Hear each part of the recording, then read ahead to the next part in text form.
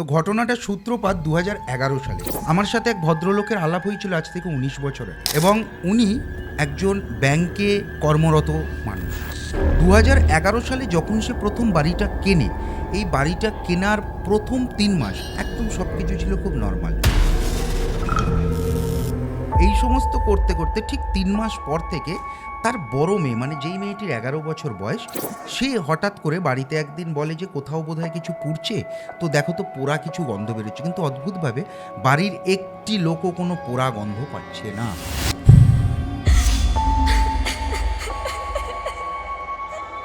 তিন বছর পর যখন গেলাম, গিয়ে বললে বিশ্বাস করবে না, আমরা প্রত্যেককে দেখে অবাক হয়ে গেলাম। প্রত্যেকের চেহারার মধ্যে একটা অদ্ভুত কালশিটে ভাব চলে এসেছে। মানে সেই মুখগুলো লম্বা লম্বা, চোখটা কিরাম ঠিকরে বেরিয়ে আসা, হ্যাঁ, নখগুলো কিরাম গোটা নখ।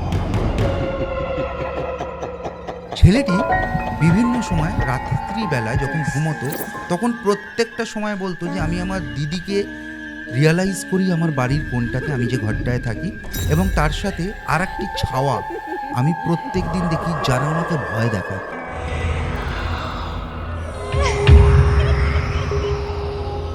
এইবার যখন আমরা তাকে গিয়ে ধরলাম যে তোর তো বোন আছে, বলছে এ বোন সে বোন নয়।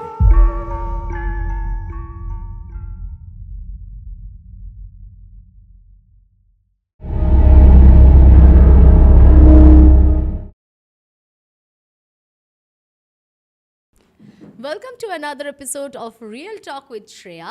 আর আজকে আমার সাথে আছেন একজন গেস্ট যাকে আমি খুব একটা আগে থেকে চিনি না, এই রিসেন্টলি আমার তার সাথে পরিচয় হয়েছে, সুরঞ্জিত ঘোষ। আচ্ছা সুরঞ্জিত, প্রথমে বলো যে আমার স্টুডিওতে এসে প্রথমবার সামনাসামনি আমার সাথে মিট করার পর কেমন লাগছে? তোমার সাথে মিট করার ইচ্ছা আমার বহুদিন ছিল। আচ্ছা, বহুদিন ছিল, তার কারণ হচ্ছে যে মানে ফ্র্যাঙ্কলি স্পিকড কি আমি তোমাকে ফলো করি।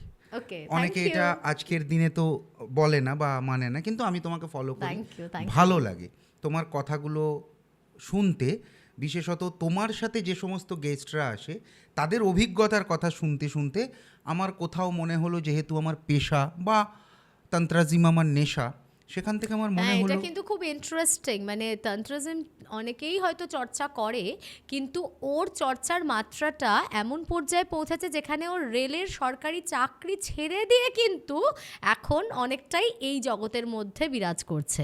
তো কখনো আফসোস হয় সেটার জন্য? না নাকি না না, একেবারেই হয় না, একেবারেই হয় না। কারণ আমার পেশাটা অ্যাস্ট্রোলজি, আমি সেখানে মানুষদের সাথে বহু রকমভাবে মেলামেশা করি। মানে আমার যত ক্লায়েন্ট আছে, যদি কখনো তোমার কারোর সাথে কখনো পরিচয় হয়, দেখবে আমি তাদের সাথে একদম বাড়ির লোকের মতো মিশি। মানে ওই প্রফেশনালের ওই জায়গাটা অবধি আমি এখনও বোধহয় ছুঁতে পারিনি। আর সেই কারণেই বোধহয় আমার কাছের মানুষরা, মানে যারা আমার কাছে আসে, তারা আমাকে কেউ দাদা, কেউ ভাই, তাদের কেউ সাথে তোমার বিভিন্ন একটা রকম একটা আত্মিক আত্মিক সম্পর্ক হয়ে গেছে। আর এই যে তন্ত্রাজিম, মানে এইটা নিয়েই আজকে আমি বেসিক্যালি তোমাকে কিছু কথা বলবো। কিছু কথা নয় বা কিছু গল্প নয়, কিছু অভিজ্ঞতা, লোমহর্ষক বহু অভিজ্ঞতা আমাদের হয়। আমার আজকের এই ওভারসাইজ টি শার্টটা আমাকে স্পন্সর করেছে ফার্স্ট ডেটের তরফ থেকে অনিন্দিতা। আর ওর কাছে এরকম ক্যাজুয়াল বা ট্র্যাডিশনাল কিংবা ওয়েস্টার্ন অনেক রকমের কালেকশন তোমরা পেয়ে যাবে। পপটপ নাম্বারে তোমরা কানেক্ট করে নাও আর ওর কালেকশন দেখে নাও। আজকে আর একদমই কথা বাড়াবো না, চলে যাচ্ছি তোমার কাছে। তোমারই একটা কেস স্টাডি হোক তাহলে, একটা সুন্দর কেস স্টাডি। মানে সুন্দর না ভয়ানক সেটা আমি বলতে পারবো না, whatever it is, but মনোগ্রাহী তো অবশ্যই সেটা হবে, জানি দর্শকদের। তো শুরু করো। ঘটনাটা আমি বলার আগে একটা কথাই তোমায় বলি, সেটা হচ্ছে যে আমি ঘটনাটা যেভাবে বলবো তোমাকে, সেটা হতে পারে চ্যাপ্টার ওয়াইজ বা এপিসোড ওয়াইজ, মানে আজকেই বলবো। কিন্তু বিষয়টা বুঝতে গেলে কিছু পার্ট আগে বুঝতে হবে, কারণ এই পার্টগুলো যদি না বোঝা যায়, তাহলে এই অভিজ্ঞতা, মানে আমার সাথে ঘটা অভিজ্ঞতা, শুধু আমার সাথে নয়, আমাদের একটা টিম আছে, সেই টিমটার সাথে ঘটা অভিজ্ঞতা কোনোভাবেই কানেক্ট করা যাবে না। আচ্ছা, তো আমি একদম ডাইরেক্ট তোমাকে ওই অভিজ্ঞতায় চলে আসছি। এটা কোনো অবস্থাতেই গল্প নয়, এটা বাস্তবের মাটিতে দাঁড়িয়ে বাস্তব জীবনের সাথে একটি মানুষের জীবনে ঘটে যাওয়া একটা ঘটনা। তো ঘটনাটা সূত্রপাত 2011 সালে। 2011 সালে ঘটনাটা ঠিক এরকমভাবে শুরু হয়। তার আগে আমি একটুখানি বলে নিই, আমার সাথে এক ভদ্রলোকের আলাপ হয়েছিল আজ থেকে 19 বছর আগে। তখন আমার বয়স 22 বছর ছিল, এবং উনি একজন ব্যাংকে কর্মরত মানুষ, উনি পিএনবি ব্যাংকে চাকরি করতেন। ওনার সাথে আমার আলাপ হয় বীরভূম ডিস্ট্রিক্টের তারাপীঠে বামদেবের ভিটে থেকে বেরিয়ে একটি চায়ের দোকানে একটা বর্ষামুখর দিনে ওনার সাথে আমার আলাপ হয়, এবং আলাপ হয় বামদেবের ভিটের মাহাত্ম্য নিয়ে কথা বলতে বলতে। তো আমার ওই বয়সে, মানে ওই 22 বছর বয়সে, যখন আমি অলরেডি অ্যাস্ট্রোলজি নিয়ে পড়াশোনা করছি এবং তার সাথে নিজের কেরিয়ার তৈরির কথাও ভাবছি, তখন তো আর ভাবিনি যে একটা সময় অ্যাস্ট্রোলজিতে চলে আসবো, কারণ তখন আমি অ্যাস্ট্রোলজার ছিলাম না, বা অ্যাস্ট্রোলজিকে আমি পেশা করব ভাবিনি। কিন্তু তন্ত্রাজিমের বিরাট বিরাট ব্যাপার, মানে অনেক পদ্ধতি আছে, জানো তো। তো আমি যে পদ্ধতিতে বেসিক্যালি কাজ করি, আমার পদ্ধতিটা একটু আলাদা। তন্ত্রাজিমের অনেকগুলো পদ্ধতি আছে, কে কোন পদ্ধতিতে যাবে, কিন্তু মূল বিষয় হচ্ছে তন্ত্রাজিমের যেটা, সেটা হচ্ছে যে জবটা সবাইকে করতে হয়, নিজের আত্মশুদ্ধি করতে হয়, এক কথায় বলতে গেলে মেডিটেশন বা ধ্যান, এটার যে পদ্ধতি, এই পদ্ধতিকে রপ্ত করতেই হয়, এবং এটাই কিন্তু আলটিমেট। এবং এখান থেকেই তৈরি হয় কিন্তু প্রোটেকশন শিল্ড। তোমার চারিপাশে যত যাই থাকুক, নেগেটিভ এনার্জি থাক কি বাজে কিছু থাক, সেটা কিন্তু সম্পূর্ণভাবে তোমাকে ইনিশিয়াল স্টেজে রক্ষা করবে তোমার প্রোটেকশন শিল্ড। এটা শুধু তোমার নয়, প্রত্যেকটা মানুষের। তো এই প্রোটেকশন শিল্ড তৈরি হওয়া থেকেই তো শুরু হয় তন্ত্রাজিম। তো পদ্ধতিটা আলাদা হতে পারে, কিন্তু যাওয়াটা, আমাদের চলার পথটা কোথাও না কোথাও তারপরে একটা জায়গায় গিয়ে আলাদা হয়ে যাচ্ছে। যাই হোক, তো আমার তার সাথে, সেই ভদ্রলোকের সাথে যখন আলাপ হয়, তখন আমি তাকে দাদা আপনি আপনি বলতাম, সে আমায় তুমি বলতো। অদ্ভুতভাবে তার সাথে ওইখানে আলাপ হওয়ার পর ফোনে যোগাযোগ আমরা মানে আমি ব্যক্তিগতভাবে রাখি, আমরা বন্ধুবান্ধবরা যেতাম তো। এবং তার সাথে আজকের তারিখ পর্যন্ত, আজকের দিন পর্যন্ত সে আমার বাড়ির মেম্বার, আমি তার বাড়ির মেম্বার।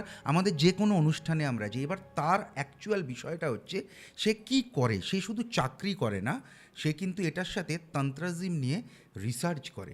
আচ্ছা। এবং এই রিসার্চের জন্যে সে কিন্তু বহু দূর দূর পর্যন্ত যায়, আমাদের ওয়েস্ট বেঙ্গলের বিভিন্ন স্টেটে তার যাতায়াত আছে, শুধুমাত্র ঘুরতে যাওয়ার জন্যে নয়, খোঁজার জন্যে। এবার কি খোঁজার জন্যে, কতটা খোঁজার জন্যে, সেটা আমি অন ক্যামেরায় বলবো না, কারণ তারও তো একটা ব্যক্তিগত জীবন আছে। সে এতদিন যখন কাউকে বলেনি, তার কাছের লোক ছাড়া, আমার মনে হয় না তার পরিচয় আমি এখানে না, একদমই কোনোভাবেই দিয়ে কারোর দিই। আইডেন্টিটি বা প্রাইভেসি হ্যাম্পার অবশ্যই করা আমি কিন্তু একেবারেই এই উচিত যে নয়। ঘটনাটা তোমায় বলছি, এটাও কিন্তু আমি তার থেকে পারমিশন নিয়ে, যে তোমার কথা আমি পুরোটা বলবো না, রিভিল করবো না, কিন্তু কিছুটা তোমাকে বলতে। সে বলেছে ওকে, একদম ওই বললাম না যে সম্পর্কটা অন্যরকম। মানে আমার জীবনের একটা সময়ের পর থেকে আমি তাকে কোথাও একটা আমার আইডল মানি, আচ্ছা। মানে এই জগতে আইডল মানি। তারপর তো গুরু অন্য, সেগুলো তো অন্য ব্যাপার। তার দেখানো পথ আমাকে জীবনে অনেকটা স্মুথ করে দিয়েছে, আমার জীবনকে চলার মানে পথটাকে। যাই হোক, তার সাথে এরকমভাবে আলাপ পরিচয় হওয়ার পর তো সে আমাকে অনেক কিছু বলল। ইনফ্যাক্ট আমরা তো আজকের দিনে প্রচুর লাদাখ বেড়াতে যাই, সেও লাদাখ বেড়াতে যায়, কিন্তু সে লাদাখ বেড়াতে যায় অন্য কিছু খুঁজতে, সেও নেপাল বেড়াতে যায়, মানে প্রচণ্ড ঘোরে, কারণ ভালো জায়গায় চাকরি করেছে, এখন রিটায়ার। কিন্তু সে যায় একটা খোঁজে, একটা অন্য জগতের খোঁজে বলতে পারো, প্রকৃতির বাইরে গিয়ে অতিপ্রাকৃত একটা খোঁজে কিন্তু সে সর্বদাই নিজেকে একটা নিজের জগতের মধ্যে রেখেছে। পরিবার আছে, তারও মেয়ে আছে, সব কিছু আছে, কিন্তু তারপরেও সে সম্পূর্ণ অন্য জগতের সাথেই থাকে।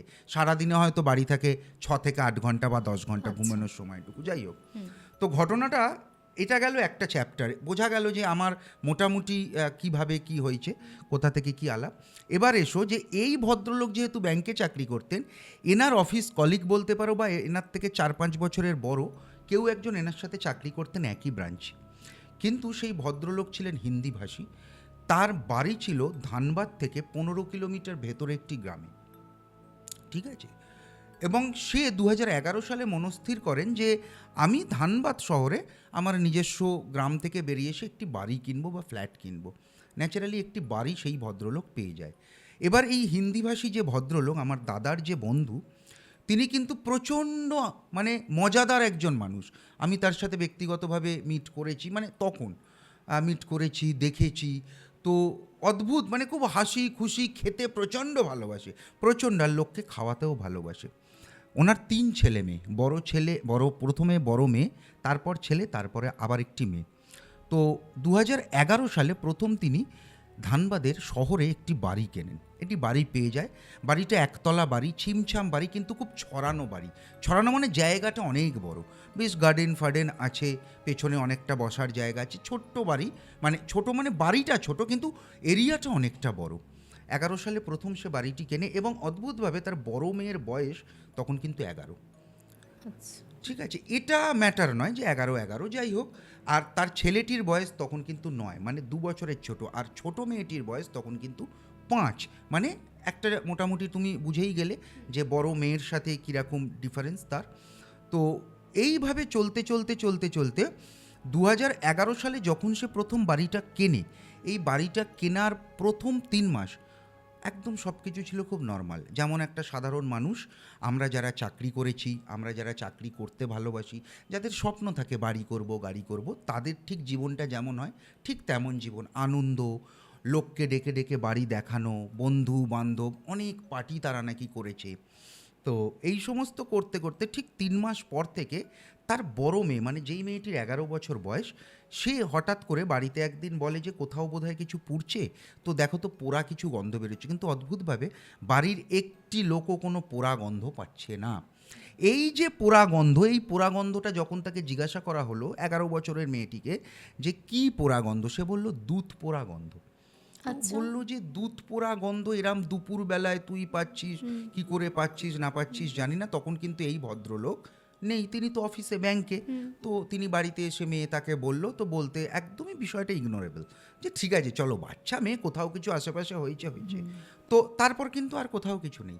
আবার ঠিক 1 মাস পর আবার ঠিক ওইরম দুপুরবেলায় মেয়েটি আবার পোড়া গন্ধ পায়, আবার দুধ পোড়ার গন্ধ পায়। এইভাবে সে কিন্তু টানা 6 মাস, মানে প্রত্যেক মাসে একবার করে দুধ পোড়ার গন্ধ পেয়েছে। আচ্ছা। যখন সে বারংবার এটা বলছে, তখন বাড়ির লোক বলল যে তুই যে দুধ পোড়া গন্ধটা পাস, কিভাবে পাস, কোন সময় পাস, এটা একটু আমাদেরকে জানাস।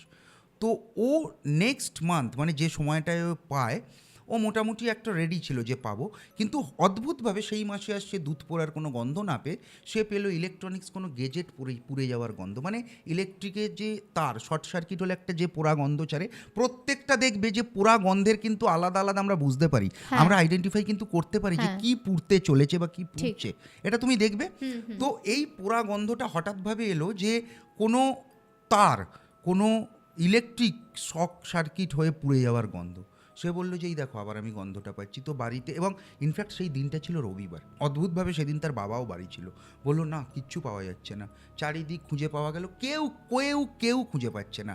মানে হাজব্যান্ড ওয়াইফ এবং 3টে বাচ্চা, 5 জনের কেউ কিছু খুঁজে পাচ্ছে না। তো এই করতে করতে সেই গন্ধটা সে আরও 3 মাস পেল, আবার কিন্তু আরও 3টে মাস, মানে কেনা থেকে প্রথম 3 মাস বাদ দিয়ে 6 মাস, তারপর 3 মাস, 9টা মাস কিন্তু সে মাসে পার্টিকুলার একটা সময় পাচ্ছে। এই সময় আমার দাদাকে সে একবার ঘটনাটা বলতে, আমার দাদা, মানে যার কথা আমি বললাম, সে আমার সাথে বিষয়টা নিয়ে তখন আলোচনা করে। যদিও আমার তখন বয়স অনেক অল্প, তো দাদাই বলে যে ঠিক আছে, তুমি একটা কাজ করো, তুমি পার্টিকুলার ডেটটাকে দেখবে। তো ডেট, কোনো ডেটেও গন্ধটা পাচ্ছে কিনা। তো ডেট কিন্তু কোনোভাবেই ক্র্যাশ করলো না। মানে এই মাসে 13 তারিখ পায়, মানে পরের মাসে 13 তারিখ পাচ্ছে, বিষয়টা সেরকম হচ্ছে না। 13 তারিখ পেলে 12 তারিখ পেতে পারে, 16 তারিখ পেতে পারে, 10 তারিখ পেতে পারে, এই একটা কিন্তু ঘটনা ঘটছে। এর পরে যে ঘটনাটা ঘটে সেটা অদ্ভুতভাবেই মানুষকে নাড়া দিয়ে দেয়। ঠিক আরও 3 মাস কেটে যাওয়ার পর সেই মেয়েটি প্রত্যেক সপ্তাহে গন্ধটা পেতে শুরু করে, এবং সেই গন্ধটা কিন্তু পোড়া মাংসের গন্ধ। মানে কেউ পুড়ে গেলে যে ঘটনা ঘটতে পারে, কোনো পোড়া মানুষ বা বার্ন হসপিটালগুলোয় গেলে তুমি যে টাইপের গন্ধ পাবে। আমরা কিন্তু জানো তো এই ধরনের কেস স্টাডি করার জন্য, রিসার্চ বা এই ধরনের কাজ আমরা কিন্তু বিভিন্ন, এই যে ধরো গন্ধটার কথা বললাম, আমরা কিন্তু সত্যি বার্ন হসপিটালে গেছি যে সত্যি পোড়া গন্ধ কেমন হয়। এটা হয়তো খুব কষ্টের, কিন্তু আমাদেরকে না, কারণ আমরা তো পাই না। আর ওটা যাতে নাই হয়, মানে কোনো মানুষের পুড়ে যাচ্ছে সেটা যাতে দেখতে না হয়, ভগবানের কাছে আমরা এটাই চাই। তো সেই পোড়া গন্ধটা কিন্তু অদ্ভুতভাবে মাংস পোড়ার গন্ধ। তো এই যে মাংস পোড়ার যে গন্ধ, এটা কোনোভাবেই তন্দুর হচ্ছে এই গন্ধ নয়, এটা একদম মানুষের মাংস পোড়ার একটা গন্ধ, দগদগে একটা গন্ধ। সে কিন্তু এই গন্ধটা প্রথম যখন পেল, তখন সে বলল যে আমি যে গন্ধটা পাচ্ছি সেটা খুব দুর্গন্ধযুক্ত। খুব মানে ভয়ঙ্কর। মানে বাচ্চাটার এটাও অ্যানালিসিস করতে পারছে না যে ওটা ওইরকমই কাঁচা মাংস পোড়া না, গন্ধ। একদমই পারছে না। হ্যাঁ, কিন্তু এর আগেরগুলো ও কিন্তু আইডেন্টিফাই করতে পেরেছিল, কিন্তু যেহেতু এই গন্ধটাও পূর্ব পরিচিত নয়, ও বুঝতেই পারছে না যে এইরকম একটা স্মেল কেন আমি কি রকম একদমই না। পাচ্ছি। এবং অদ্ভুতভাবে তুমি একটা শোনো, তখন কিন্তু এই মেয়েটির বয়স 12 হয়ে গেছে। এটা কিন্তু ভেরি ইম্পর্টেন্ট। 11 বছর বয়সে শুরু হয়েছিল, 3 মাস বাদ দিয়ে 6 মাস, 6 3 9 আরও 3 মাস, তার মানে সে কিন্তু 12-এ পড়ে গেছে। এটা ভেরি ভেরি ইম্পর্টেন্ট আমাদের কাছে। কেন সেটা তোমায় পরে বলছি। সে কিন্তু 11 কমপ্লিট করে 12-এ পড়েছে।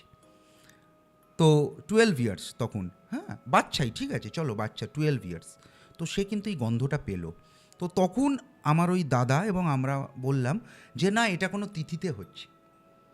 তিথি, তিথি মানে জানো তো চন্দ্র, এই যে আমরা বলি না একাদশী তিথি, দ্বাদশী তিথি, তার বাবাকে বলা হলো। সে ম্যান্ডেটরি মেনটেন করা শুরু করলো যে তিথিতে হচ্ছে কি না দেখি। একদম দেখা গেল যে যে ডেটগুলোতে সে আগেও পেয়েছে এবং এখনও পাচ্ছে, মানে তৎকালীন সময় যে ডেটে পাচ্ছে সেটা কিন্তু একটা পার্টিকুলারলি তিথি, এবং সেই তিথিটা হচ্ছে কৃষ্ণপক্ষের সপ্তমী তিথি। একটা অদ্ভুত তিথি, কেন পাচ্ছে কেউ জানে না। সপ্তমী তিথি, কৃষ্ণপক্ষের সপ্তমী তিথিতে সে পাচ্ছে।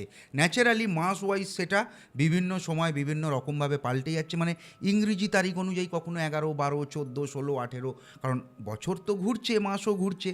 এই করে করে দেখা গেল যে সেই সপ্তমী তিথিতে কৃষ্ণপক্ষের সে কিন্তু এই গন্ধটা পাচ্ছে। কখন পাচ্ছে? দুপুর 2টো থেকে বিকেল 4:30-এর মধ্যে। কেন পাচ্ছে কেউ জানে না। ইনফ্যাক্ট এই যে ভদ্রলোক এই বাড়িটা কিনেছিল, এই বাড়িটা কিনেছিল একজন পণ্ডিতের থেকে। একজন পণ্ডিত মানে যিনি পুজো আচ্ছা করতেন, এবং এই পণ্ডিত ছিলেন নিঃসন্তান। তার কোনো অবস্থাতেই কোনো সন্তান কিন্তু ছিল না। তারা বৃদ্ধবিদ্যাই হয়ে গিয়েছিলেন। বাড়িটাই বিক্রি করে তারা ঠিক করেছিলেন যে তারা সামহাও, আমি ঠিক জানি না, বেনারসের দিকে কোথাও চলে যাবেন, কারণ ওখানে ওদের অনেক জ্ঞাতি থাকে, তো সেখানেই সেটেলড হবেন, মানে ধানবাদ থেকে চলে যাবেন এই পুরোহিত। তো তখনই বাড়িটা কেনার জন্যে, এবার কেন কি করে বাড়িটা কেনা হলো, কারণ ওই পুরোহিতের যে ব্যাংকে অ্যাকাউন্টটা ছিল সেটাখানেই ওর বাবা চাকরি করতো। সেই মারফত ওদের আলাপ পরিচয় যে দাদা এরম বিক্রি করবো, আমিও কিনবো, চলুন। সমভাষীর মানুষ বেরিয়েছে, বিক্রি করেছে, ভালো লেগেছে আর কি। হয় না যে এই যে তোমাকে আমার ভালো লাগছে, আমাকে তোমার ভালো লাগছে, কথা বলতে বলতে কাজ করতে, তো এরকম একটা সম্পর্ক তৈরি করে কিন্তু এই বাড়িটা বিক্রি হয়েছে। তো এটাও মাথায় রাখতে হবে যে একটা পণ্ডিতের বাড়ি ছিল এটা। তো পণ্ডিতের বাড়িতে এরকম গন্ধ খুব ন্যাচারালি না, কারণ তারা পুজো আচ্ছা করে, তারা একটা পজিটিভ ভাইবসের মধ্যে থাকে। তার বাড়িতে এরম গন্ধ কেন বেরোবে? যাই হোক, তো নিঃসন্তান, আবার তাও নিঃসন্তান, কোনো দুর্ঘটনার ঘটনা তো নেই। তো এই মেয়েটি, এবার এসো আবার যে ওই মেয়েটির ঘটনায়, যে মেয়েটি এটা তারপরে পাওয়া শুরু করলো সপ্তাহে সপ্তাহে। তাহলে কি হলো, তিথিটা কিন্তু আর তখন কাজ করলো না। এবার সপ্তাহে একটা মানে পার্টিকুলার, ওই স্মেলটা পাওয়ার ফ্রিকোয়েন্সি তখন একদম এমন মাত্রায় বেড়ে গেছে যে প্রতি সপ্তাহে, প্রত্যেক উইক প্রত্যেকটা মাসটা মুহূর্তেই সে সপ্তাহে, হ্যাঁ পাচ্ছে। আচ্ছা। একদম কনভার্ট করে গেছে। এবং সেটা কিন্তু কোনো শনি মঙ্গলবার নয়, বুধবার। আচ্ছা। হ্যাঁ, মানে সবাই তো বলে শনিবার, মঙ্গলবার, বুধবার। এবার টাইমটাও কিন্তু ডিফার করে গেছে। টাইমটা কিন্তু তখন এবার 4:30 থেকে 6টা হয়ে গেছে। যেটা এতদিন ছিল 2টো থেকে 4:30, সেটা হয়ে গেছে 4:30 থেকে 6টা। মানে এই টাইম স্প্যানটাতে ও পায়, এবং পায় মানে কিন্তু একবার দুবার নয়, মানে আস্তে আস্তে ওর নাকে আসতে থাকে কনস্ট্যান্ট। ও বাড়ির যেখানেই থাকুক, ওই যে বললাম না ছড়ানো ছেটানো, বাড়ির ওই বাগানের যে কোণেই থাকুক সেখানেই পায়, ছাদে থাকলেও পায়। বাড়ির টেরিটরি থেকেও বেরিয়ে গিয়ে বেশি নয় 10 মিটার গেলেই তার নাকে আর সেই গন্ধ কিন্তু থাকে না। আচ্ছা। এটা একটা অদ্ভুত বিষয়, বাড়িটার মধ্যে থাকে। এবং আরও একটা জিনিস কিন্তু মাথায় রাখতে হবে, যে বাড়ির আর কোনো মানুষ পাচ্ছে না। এটা আরও মেয়েটির জন্য ইরিটেটিং, আরও মেয়েটির জন্য ইরিটেটিং। ন্যাচারালি ওর যে ভাইটি ছিল, যে ওর থেকে 2 বছরের ছোট ছিল, তার বয়সটাও কিন্তু 10 হয়ে গেছে তখন।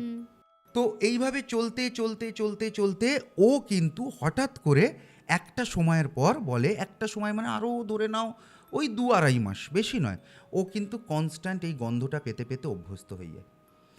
এবার মেয়েটির যে ঘটনাটা ঘটে, মেয়েটি কিন্তু বমি করতে শুরু করে, কিছু খেতে পারে না। কারণ যখনই খেতে যায় ওর নাকের মধ্যে একটা ভ্যাপসা গন্ধ এসে ওকে হিট করে, বমি করা শুরু হয়। মেয়েটি প্রচণ্ড অসুস্থ হয়ে পড়ে, হসপিটালে ভর্তি করা হয়। হসপিটালে বলা হয় যে এটা উইক হয়ে গেছে। কিন্তু কেন উইক হয়ে গেছে? ডাক্তার বলে যে ও খেতে পারছে না, মানে খাওয়ায় অনীহা, সেই জন্য ভিটামিন দিয়ে ছেড়ে দেয়। কিন্তু বিষয়টা তো অন্য। বিষয়টাও কেন খেতে পারছে না সেটা ডাক্তারের কাছে কিন্তু খুব একটা ম্যাটার করলো না। পুরো ঘটনাটা ডাক্তারবাবু শুনেছিলেন, শুনে বললেন বাচ্চা মেয়ে তো, এই তো সবে একটা বয়স সন্ধি হচ্ছে, ওই বয়সটায় তো এরকম হতেই পারে, কোনো ব্যাপারই নয়। ন্যাচারালি বিভিন্ন কারণবশত মাও একটু ভয় পেয়ে গেল, যেহেতু ওটা বয়ঃসন্ধির ব্যাপার, একটা মেয়েদের অনেক কিছু ফিজিক্যালি চেঞ্জেসের ব্যাপার চলে আসে ওই বয়সের মধ্যে। হ্যাঁ, তো সেই জন্যে মাও একটু তার ভয় পেয়ে গেল। এবার গ্রাম থেকে আসা মা, মানে বুঝতেই পারছো, ধানবাদ থেকে 15 কিলোমিটার, ওইখানের যে সময়, মানে আজ থেকে মানে 2011 সাল, মানে 12 সাল এটা হয়ে গেছে, 12 সাল আজ থেকে 14 বছর মানে আগে, তখন আরো প্রত্যন্ত। আরও প্রত্যন্ত জায়গায় ন্যাচারালি মাটাও খুব গৃহবধূ, সে অন্য রকমভাবে বিষয়টাকে ডিল করার চেষ্টা করছে, পাড়াপড়শির থেকে লুকোনোর চেষ্টা করছে, কারণ মেয়েকে তো বড় হলে বিয়ে দিতে হবে। তো সব রকমই কিন্তু টানাপোড়েন কাজ করছে, বাবা চাকরি করছে। এবার এইখানেই মজা যেটা, সেটা হচ্ছে যে এইভাবে কাজ চলতে চলতে অদ্ভুতভাবে পরিবারের প্রত্যেকের, আমিও দেখেছি, আমার দাদাও দেখেছে, এটা কিন্তু আমার নিজস্ব অভিজ্ঞতা, আমি তোমাকে বলছি একদম, এমন নয় যে আমি দাদার মুখের গল্প বলছি। আমি এবং দাদা যখনই ওখানে যেতাম ওনার সাথে, অদ্ভুতভাবে এই ঘটনা এইভাবে কিন্তু চলতে চলতে যেরাম চলছে 2-2.5 বছর আমার সাথে বিশেষ আর তাদের কোনো যোগাযোগ নেই, দাদার সাথে টুকটাক, ততদিনে দাদা অন্য ব্রাঞ্চে ট্রান্সফার হয়ে গেছে, ভদ্রলোক অন্য জায়গায় ট্রান্সফার হয়ে গেছে, যোগাযোগ একটা আছে। তো একদিন রাত্রিবেলা আমাদের ফোন করে আমন্ত্রণ জানালো যে ওই মেয়েটির 15 বছরের একটি জন্মদিন উনি করবেন। আচ্ছা। তো 3টে বছর তার মানে কেটে গেছে।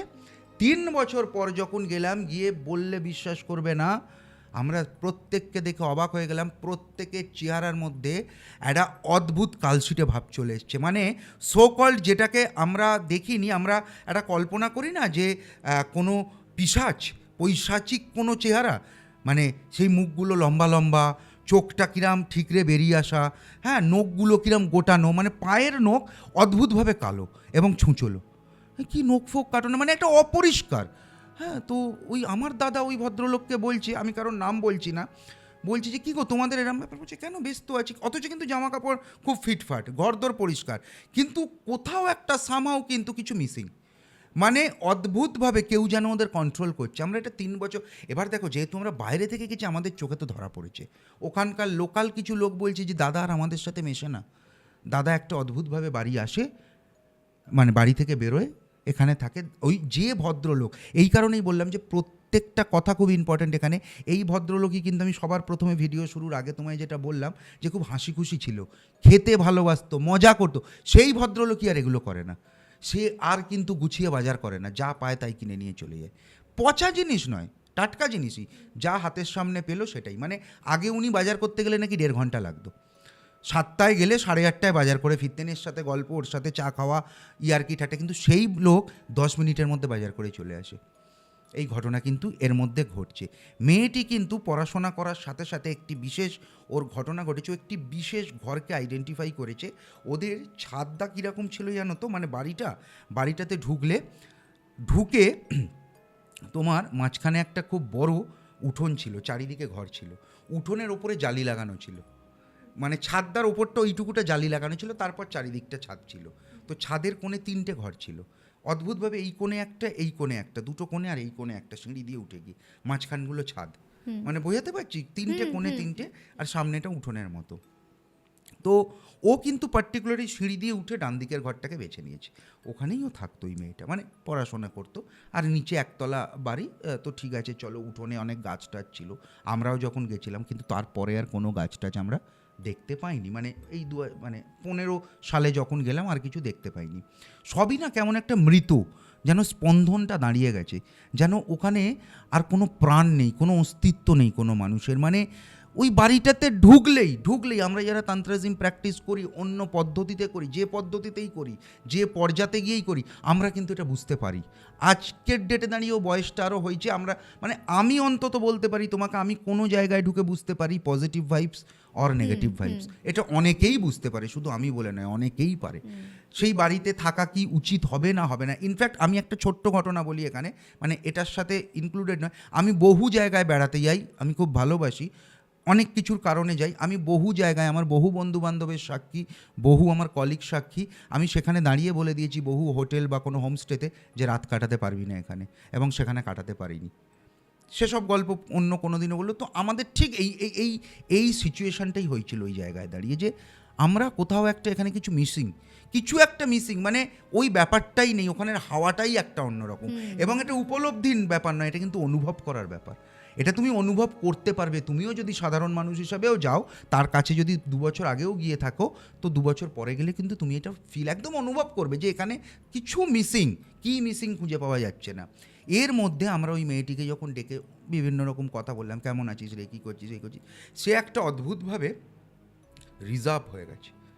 এতটাই সে রিজার্ভ হয়ে গেছে যে তার তাকানোর মধ্যে মনে হবে যে মানে তোমার গোটা শরীরের রক্তকে সে ঠান্ডা করে দেবে। তার তাকানোটা এমনই একটা অদ্ভুত তাকানো, মানে তাকানোটা কিরাম জানো, তাকানোটা অদ্ভুতভাবে, মানে তুমি যেই ওকে ডাকবে, আমরা কি করি, তুমি আমাকে ডাকলে শোনো না, আমরা একটা খুব পোলাইটলি তোমার দিকে তাকাবো, খুব সফট।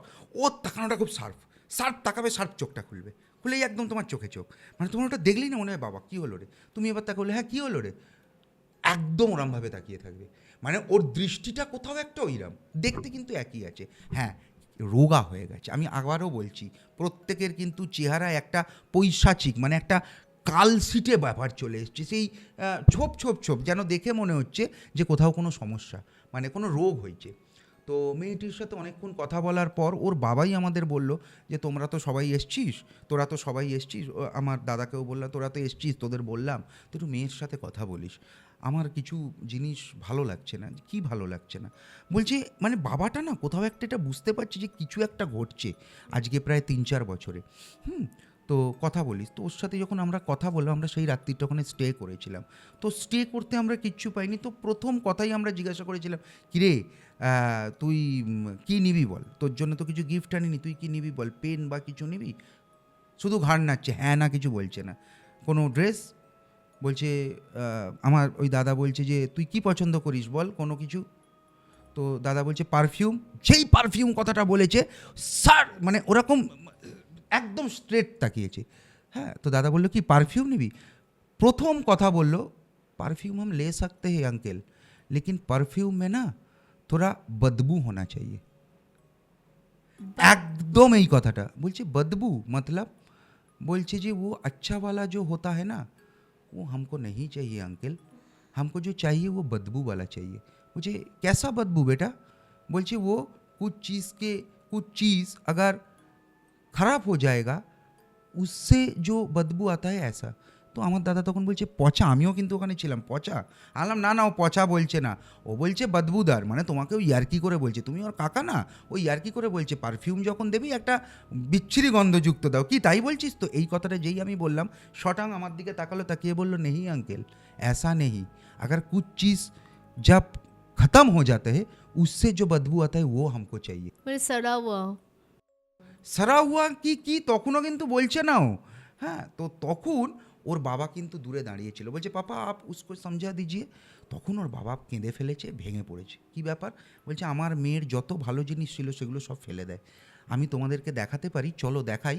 তো বাড়ির পেছনে একটা এরকম গর্ত করা আছে, তুমি দেখবে গ্রামের দিকে, বিশেষত আমাদের স্টেটের বাইরে তারা কি করে, গর্ত খুঁড়ে তার মধ্যেই সব কাজরা ফেলে, সময় মতো ওগুলোকে পুড়িয়ে দেয় ওরা। এটা তুমি দেখবে খেয়াল করে, ওরও ওরকম করা আছে। সমস্ত দামি দামি পারফিউম থেকে একটা মেয়ের দামি দামি কসমেটিক্স থেকে সব ওখানে ফেলা, যা কিনে দেয় মেয়েটিকে সব ফেলে দেয়। বলছে যে আমাকে শুধু কি বলে জানিস? বলছে যে কি? আমরা বলছি কি বলে? বলছে আমাকে শুধু বলে আমার একটা গন্ধই ভালো লাগে, সেটা হচ্ছে পোড়া গন্ধ। এই এক অদ্ভুত ওর ব্যাপার, কি অদ্ভুত। হ্যাঁ, ওকে যদি কেউ ডিম পোচ করে দিতে বলে, ও সেটাকে পুড়িয়েই দেয়, মানে একদম কালো, ওই গন্ধটা ওর ভালো লাগে, ও তৃপ্তি আসে। এবার কি তৃপ্তি আসে সেটা আরও ক্রমশ প্রকাশ্য, তোমাকে আমি বলছি, মানে তুমি ভাবতে পারবে না কোন স্টেজে একটা মানুষ পৌঁছে যায়। মানে মানুষ তো পৌঁছে যায় না, কিছু একটা ঘটনার জন্য মানুষ পৌঁছে যায়, সবটাই বলছি আমি তোমাকে। এই পর্যন্ত তো একটা চ্যাপ্টার ধরো শেষ হলো, যে এই অবধি আমরা একটা পেলাম যে তার মানে এই মেয়েটা স্বাভাবিক আর মেয়ে নয়। এবার হচ্ছে চ্যাপ্টার 2, মানে যদি আমি চ্যাপ্টার 2 বলি এটাকে, চ্যাপ্টার 2 এর মাঝখানে ওর যে ভাইটি ছিল, তার বয়স 13 বছর। সে কিন্তু দিনের পর দিন দিদির কাছে যায় আর দিদিকে বলে যে দিদি আমি তো আর বেশি দিন তোর সাথে নেই। মানে এটা না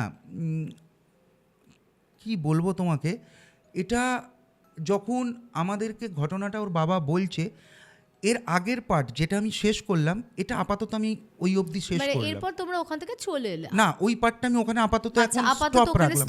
হ্যাঁ, এই বিষয়টা একটুখানি বলে নি, যে কেন এখন আমার এই কথাটা শুনলে ভালো লাগে। ছেলেটি 2019 সালে মারা যায়। হ্যাঁ মানে মারা যাওয়াটা একটা অস্বাভাবিক ব্যাপার, একটা মৃত্যু, একটা মৃত্যু নয়। তো যাই হোক, চ্যাপ্টার 2 যেটা আমি তোমাকে বলছি সেটা একটু শোনো। সেটা হচ্ছে যে বলছে যে দিদি আমি না আর বেশি দিন বাঁচবো না। বলছি যে তো দিদিকে যখন এই কথাটা বলতো, দিদি তখন আনন্দ পেত এবং দিদি বলতো হ্যাঁ, কারণ আমার তো বোন আছে, তুই তুই তো আমার কেউ নয়, আমার বোন আছে। তো ও বলতো দিদি আমি সত্যিই চলে যাবো একদিন, দিদির কোলে শুতো। আর দিদি ওকে ডেকে ডেকে বলতো তুই আমার কোলটা এসো, তুই আমার কোলটা এসো।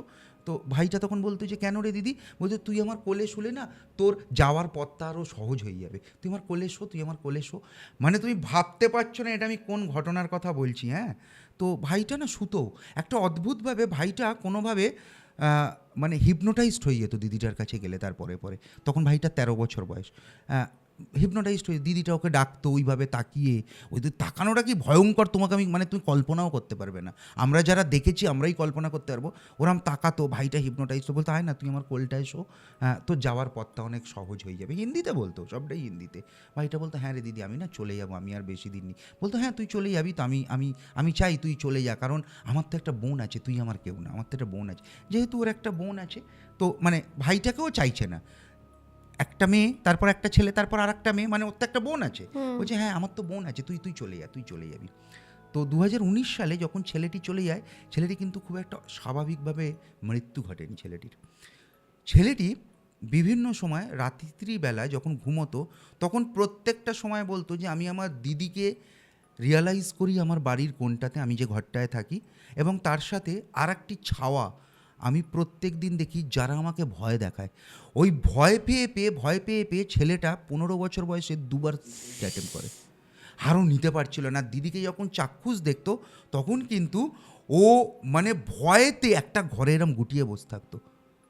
এবার এসো আবার চ্যাপ্টার 1, এই যে 15 বছর বয়সটায় যখন গেছি ওর জন্মদিনে, ওখান থেকে আমরা তো তখন চলে এসেছি, কিন্তু তখন চলে আসার সময় আমাদের কিন্তু ওর বাবা এই ঘটনাটা বলে দিয়েছিল। মানে যে ওর ভাই দিদিকেই কথাটা বারবার বলে যে আমি আর বেশি দিন থাকবো না, এবং দিদি বলে যে হ্যাঁ তুই তো চলে যাবি, তুই আমার কোলে শুলে অনেক স্মুথ হবে তোর যাওয়া, তুই কষ্টটা কম পাবি।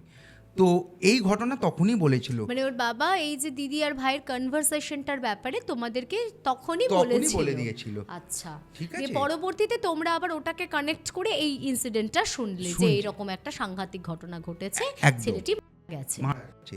তারপর যখন আমরা আবার গেছি 2018 সালে, তখন ছেলেটাকে বললে বিশ্বাস করবে না, ছেলেটা বেশ মানে চেহারাটা ভালো ছিল, দিদিগুলো নর্মালি ছিল, ছেলেটা পুরো বিছানার সাথে মিশে গেছে, শুধু আতঙ্কে আর কিচ্ছু নয়। কোনো মেডিকেল টিম কাজ করতে পারেনি, দূর দূরান্ত অবধি গেছে, মানে নিভাংস পর্যন্ত চলে গেছে ব্যাঙ্গালোরে, যে নার্ভের কোনো সমস্যা নাকি কি ভয়তে, মানে কেন এত ভয় পাচ্ছে, কোনো ভয়কে ডিটেক্ট করা যায়নি, কোনো ভয়কে ডিটেক্ট করা যায়নি। তখনও কিন্তু তার বাবার মধ্যে মানে ওই ভদ্রলোকের মধ্যে এতটাই সাহস, সে বলছে ঠিক আছে আমি ম্যানেজ করে নেবো, আমি বিষয়টাকে পুরোটা টোটাল ম্যানেজ করে নেবো। তো কী আর ম্যানেজ করবে কিন্তু কিচ্ছু জানে না। এবার ন্যাচারালি আমরা কলকাতায়, তিনি ধানবাদে, সবসময় তো হয় না হাই হ্যালো, তো যখন যখন করছি তখন কিরাম আছি। এবার দেখো সবসময় সবাই তো আর সবার ব্যক্তিগত জীবনটা বলতে চায় না, তাই হ্যাঁ, না? হ্যাঁ, সে সে তো বলে যে ঠিকই। হ্যাঁ অল ওকে, আরে ওগুলো আর উনি যতক্ষণ নিজে থেকে কল করে তোমাদেরকে না ইনভলভ করতে চাইছেন কারো পার্সোনাল ততক্ষণ তো লাইফে, হ্যাঁ, ততক্ষণ তুমি তো ঢুকতে পারবে ঢুকতে না। পারছি না, আর হ্যাঁ। জায়গাটাও অনেকটা দূর না কলকাতা থেকে। তো ন্যাচারালি এই সমস্ত করতে করতে আমরা খুব একটা ওই সম্পর্ক ছিল এই পর্যন্তই, ঠিক আছে। তো আমাদের 2018 সালে লাস্ট যখন ডাকে যে তোমরা একবার এসো, আমার ছেলেকে আর বাঁচাতে পারবো না, তখন যখন গেলাম তখন গিয়ে দেখি যে মেয়েটা সম্পূর্ণ ওদের ফ্যামিলি থেকে আলাদা। আলাদা মানে ও কিন্তু বেশ খুশি, ও একটা অদ্ভুত, নিজে গুনগুন করে গান গায়, নিজের জগতে থাকে, বেলা 12টার সময় ঘুম থেকে ওঠে, সারা রাত বাগানে ঘোরে। হ্যাঁ, মানে সম্পূর্ণভাবে অন্য কিছু। আর বাবা যখনই ওকে কিছু বলতে আসে তখনই ওর শুধু দৃষ্টি, সেই দৃষ্টিতেই ওর বাবা ভয় পেয়ে যায়। মানে দৃষ্টিটা কতটা ভয়ঙ্কর ভাবো, কোনো হুঙ্কার নেই, কোনো কিচ্ছু নেই। এর মাঝখানে ওর মা বলল আমি কিন্তু আমার মেয়ের সাথে আরও একটি মেয়েকে লোকেট করেছি। বলছে মানে? আমরা বলছি মানে লোকেট মানে? বলছে আমার মেয়ে কিন্তু একা থাকে না, এটা আমি আপনাদের দাদাকে বারবার বলেছি, মানে ওনার হাজব্যান্ডের কথা বলছি, বারবার বলেছি, কিন্তু উনি কিছুতেই আমার কথা বিশ্বাস করছেন না। আমি আমার মেয়ের সাথে দাদা, মানে আমার দাদাকে বলছি যে দাদা আমি আরেকজনকে লোকেট করেছি। তখন আমরা ওই ভদ্রলোককে ডেকে বললাম, উনি যেটা বলছেন সেটা সত্যি বলছে, আর ওর পাগলের কথা ছাড়ো না, ও ওরকম হয়ে যাচ্ছে বাড়িতে। কাছে না, এটাকে এবার গুরুত্ব দেওয়া দরকার। বলছে না, আগে ছেলেটাকে গুরুত্ব দেওয়া দরকার। তো ছেলেটা তখন এরকম রিগরিগে রোগা হয়ে গেছে, পুরো গালফাল ঢুকে গেছে, আর ও শুধু ফ্যাল করে তাকিয়ে থাকতো।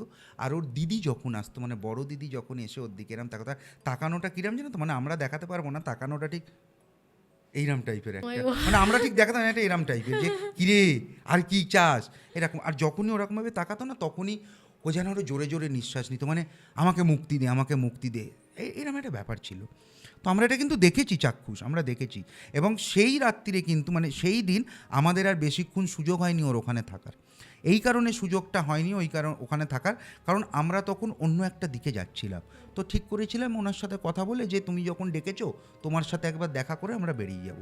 আমরা 6 ঘন্টার বা 5-6 ঘন্টার মতো ছিলাম। তো ঠিক আছে, চলো দেখা করেছি।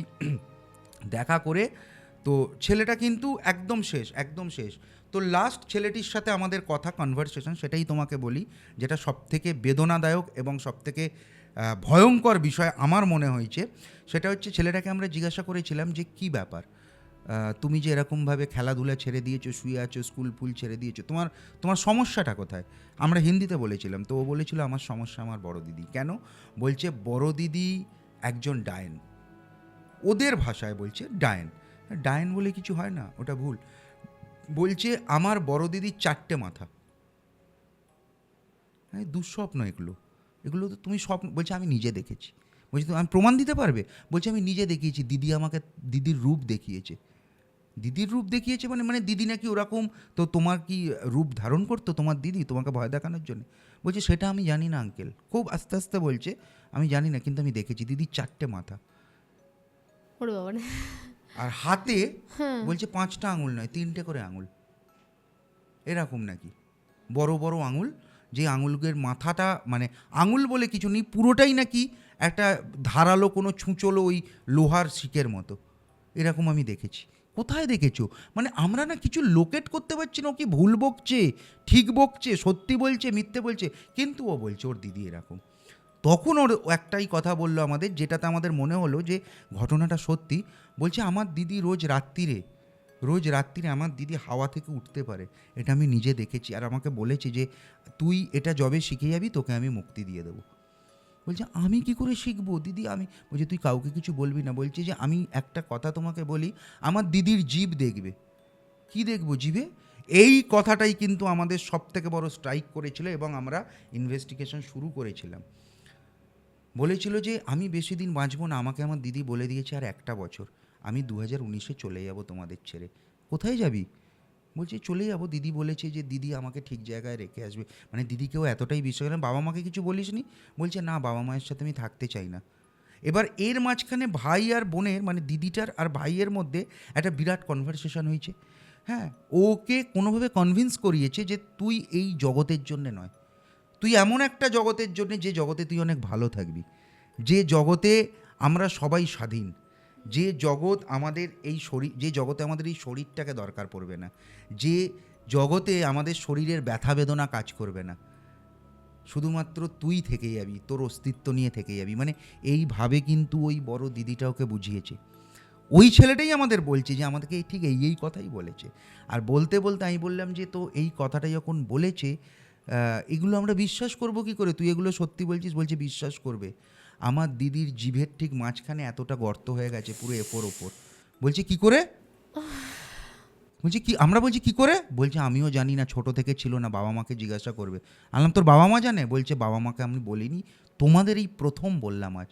ওর বাবা মাকে জিজ্ঞাসা করলাম, ডাকলাম, বললো যে না না আমার মেয়ের নেই।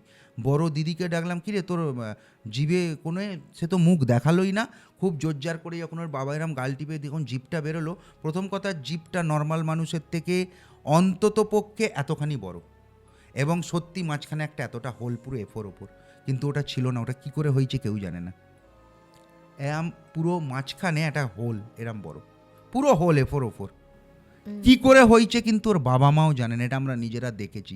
যদি কেউ অবিশ্বাস করে সে করতে পারে, কিন্তু এটা আমার নিজের চাক্ষুষ দেখা, আমার নয়, আমার সাথে থাকা আরও 4টে মানুষের দেখা। আমি তো তখন, তাও আমার বয়স কম, তারা কিন্তু প্রত্যেকে 50 ঊর্ধ্ব, প্রত্যেকে দেখেছে এই ঘটনা। দেখার পর কিন্তু আমরা বললাম যে তুমি এই বাড়ি ইমিডিয়েটলি চেঞ্জ করো, কারণ এই বাড়িতে সামাও কিছু প্রবলেম আছে। বলছে কোনো প্রবলেম নেই, আমি এক পণ্ডিতজির থেকে কিনেছিলাম। আমরা তখন বললাম পণ্ডিতজিকে তুমি খুঁজে চিন্তা ভাবনা করো যে এই পণ্ডিতজি কতদিন ছিল। ওখানের সাধারণ লোক বলেছে যে এই পণ্ডিতজি এখানে 40 বছর ছিল, পুজো আচ্ছাই করতো, কোনো রকম কোনো বাজে লোক আসা যাওয়া করতো না, কোনো নেশাবান করতো না, সম্পূর্ণভাবে নিরামিষভোজী ছিলেন। কিন্তু তাহলেও বিক্রি করে চলে যাওয়ার পর কেন এই ঘটনা ঘটছে? বাড়িতে তো কিছু আছেই, না হলে তুমি যখন গ্রামের বাড়িতে ছিলে তোমার তো এই ঘটনা ঘটেনি। তাহলে এখানে আসার পর 2011 সাল থেকে ঘটছে কি করে? আর আজ 2018, তার মানে 7টা বছর কেটে গেছে এবং আস্তে আস্তে ডিটোরিয়েট করছে তোমার সন্তানরা। ওই ছেলেটি 2019 সালে মার্চ মাসে সত্যিই মারা গেল হোলির 2 দিন পরে। একটা প্রচণ্ড শ্বাসকষ্ট, এবং লাস্ট দিদিকে বলেছিল যে দিদি আমি চলে যাচ্ছি, তুই মা বাবাকে দেখিস। তো দিদি বলেছিল নাকি যে আমি মা বাবাকে দেখবো, তুই চলে যা, আমার তো বোন আছে। শুধু ওর একটাই কথা, আমার তো বোন আছে। তো যাই হোক, ছেলেটি চলে যায় একটা প্রচণ্ড খারাপ সময়। এবার এসো তুমি যে বোনটির কথাও বারবার বলছি, এই বোনটি কিন্তু এই ছেলেটি মারা যাওয়ার পর এই বোনটির সাথেও কিন্তু ওই দিদিটি কিন্তু সেম এই ধরনের কাজ শুরু করে। এবার তখন আমাদের কাছে কিন্তু 2020 সালের লকডাউন, 21 সাল, 22 সাল, 11 থেকে 23 সাল অবধি সময় লেগেছে এই বিষয়টা আমাদের বুঝতে। যেহেতু তার বাবা মা চায়নি, তাই আমি আবারও বললাম এবার 22 সালে এসো, হ্যাঁ 22 সালে এসো, মেয়েটির সাথে এইভাবে ওর দিদি ট্রিট করতে করতে মেয়েটি পুরো পাগল। মানে মেয়েটির বয়স তখন 2011 সালে মেয়েটির বয়স ছিল 5, আর 2022 সালে মেয়েটির বয়স 16। সে কিন্তু ন্যাকেট হয়ে ঘরে ঘরে, ও মাই গড, ছোট মেয়েটা মানে এতটাই পাগল। সে কিন্তু উন্মাদ, সে কোনো কথাও বলে না, সে হ্যাঁ করে, ল্যালা করে, জিভটা বেরিয়ে থাকে। ইনসিডেন্টটা কি ক্রিপি। হ্যাঁ, এইবার যখন আমরা তাকে গিয়ে ধরলাম যে তোর তো বোন আছে, বলছে এ বোন সে বোন নয়, এ আমার পাস্ট লাইফের বোন। আমরা বললাম মানে পাস্ট লাইফের বোন মানে? বলছে পণ্ডিতজি কো পুছো, পণ্ডিতজি জানতে হ্যাঁ। সেই পণ্ডিতজি যার থেকে বাড়িটা কেনা হয়েছিল। আবার লোকাল লোকের কাছে আমরা খোঁজ নিলাম, পণ্ডিতজি কে ছিল? পণ্ডিতজি নিঃসন্তান ছিল। বলছে একদম নিঃসন্তান। পণ্ডিতজির কাছে কেউ থাকতো? বললো কেউ থাকতো না। কেউ আসা যাওয়া করতো? বললো না। লাস্ট 3 বছর তার ভাগ্নি থাকতো। পণ্ডিতজির একটা ভাগ্নি ছিল, সে পণ্ডিতজি বাড়ি ছেড়ে যাওয়ার আগে 3 বছর তার সাথে থাকতো। মানে যে পণ্ডিতজির বাড়িটা ছিল, যার থেকে কিনেছে, তার নিঃসন্তান হলেও তার একটা ভাগ্নি ছিল। সেই ভাগ্নি এখানে আসতো, মানে ছিল ওই বাড়িটাতে ছিল। এবং ভাগ্নিটার একটি প্রেম ঘটিত ব্যাপারে ভাগ্নিটি, মানে ওই মেয়েটি প্রেগনেন্ট হয়ে যায়। ওকে, মানে পণ্ডিতজির ভাগ্নি প্রেগনেন্ট হয়ে যায়, কিন্তু লোক সমাজে না দেখার জন্যে সে সুইসাইড করে গায়ে লাগিয়ে ওই বাড়িটিতেই। ওই জন্য কি পোড়া মাংসের গন্ধ? এক্স্যাক্টলি। ও বাবা, এটা কিন্তু আমরা বুঝতে পারলাম 2022 সালে, মানে 11টা বছর কেটে গেছে, একটা মানুষ মারা গেছে, আর একটা মেয়ে ওই রকম ওই লেভেলে, যে বড় মেয়েটা বেঁচে আছে, সে কিন্তু রিলেট করে যে এই বাড়িতে আসার পরেই ওই যে ভাগ্নি যে সুইসাইড করেছিল তার সাথে কোনো একটা পাস্ট লাইফ রিলেশন তার বেরিয়েছে বলে আমরা মনে করছি। কারণ এই মেয়েটি বারবার বলে ও আমার বোন, ওকে আমি চিনি, আর ও থাকলে আমার কাউকে দরকার নেই, আর ওই আমাকে ইন্সপায়ার করেছে, এরা তোর কেউ নয়, আমিই তোর সব, আর ওই আমার সব। ওই যে ছেলেটি বলে গেছিল যে আমি আমার দিদির সাথে একটা ছাওয়া দেখি। আচ্ছা, মানে ওই সোলটা, সেই পণ্ডিতজির ভাগ্নির সোলটা মেয়েটাকে পজেস করেছে, এবং ও টোটালি কনভিন্সড যে এরা আমার কেউ নয়, ভাইও নয়, বোনও নয়, এবং এদেরকে ও ওই কারণেই বলে তোরা চলে যা। একদম। আর যেহেতু পুরো জিনিসটার মধ্যে একটা অশুভ শক্তি, পুরোটাতেই নেগেটিভিটিতে ঘেরা, তো কাজেই তার ইম্প্যাক্টটা পুরো বাড়িতে প্রত্যেকটা মানুষের ওপরেই পড়েছে। ও মাই গড। আচ্ছা, এবার সেই পণ্ডিতজিকে ডাকা হলো। সেই পণ্ডিতজির তখন অনেক বয়স।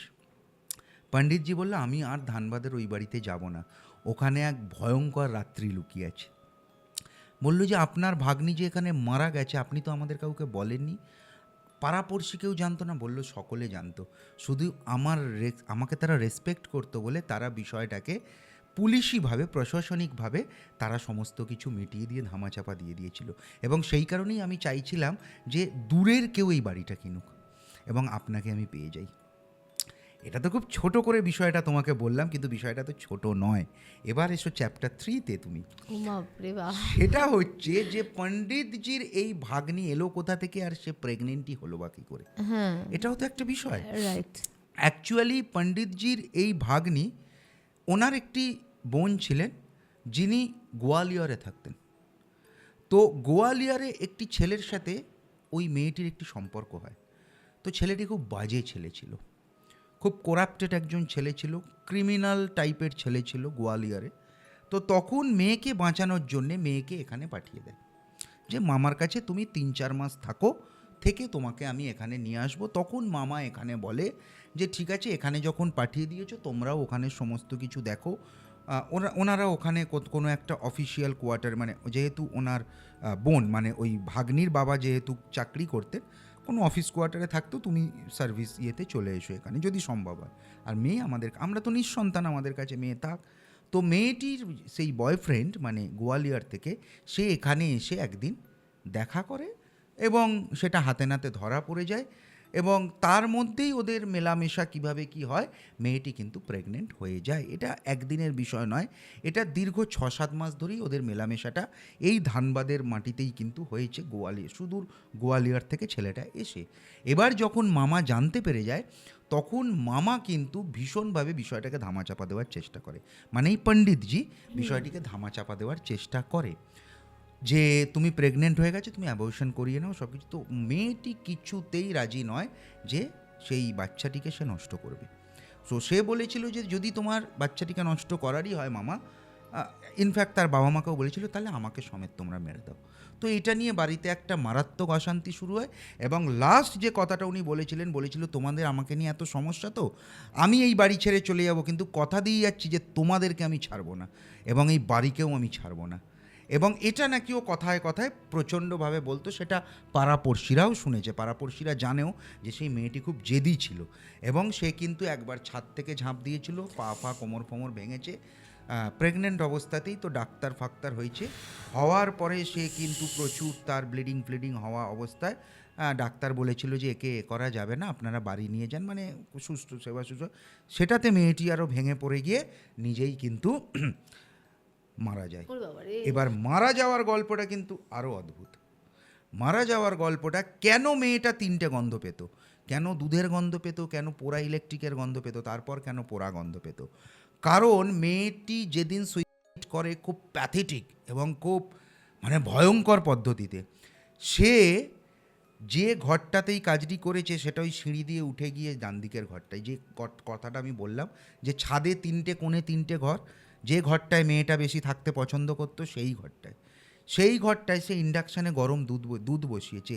সে বোঝাতে চেয়েছে যে দুধ পোড়ার গন্ধ ছাড়ছে, এবং সে গোটা গায়ে কোনো কেমিক্যালের সাথে কোনো পেট্রোল জাতীয় কিছু দিয়ে সে কিন্তু আগুন জ্বালায়নি, সে শর্ট সার্কিট করেছে নিজের গায়ে।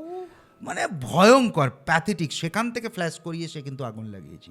এই 3টে গন্ধই মেয়েটা পেত, এই 3টে গন্ধই মেয়েটা পেত। তো এইটা তো আমরা যখন জেনেছি 11 বছর, একটা প্রাণ চলে গেছে।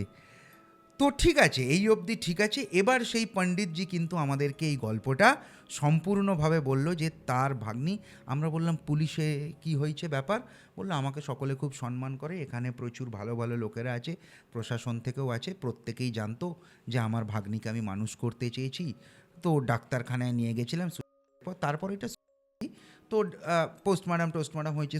মানে পণ্ডিতজির কোনো রকম এখানে কিন্তু উনি করাপ্টেড নন বা উনি খুনিও নন। হ্যাঁ, এটা একদম পিওর একটা কিন্তু তার পেছনে এই যে একটা আক্রোশ, এই যে রয়ে যাওয়া, এটা কিন্তু রয়ে গেল।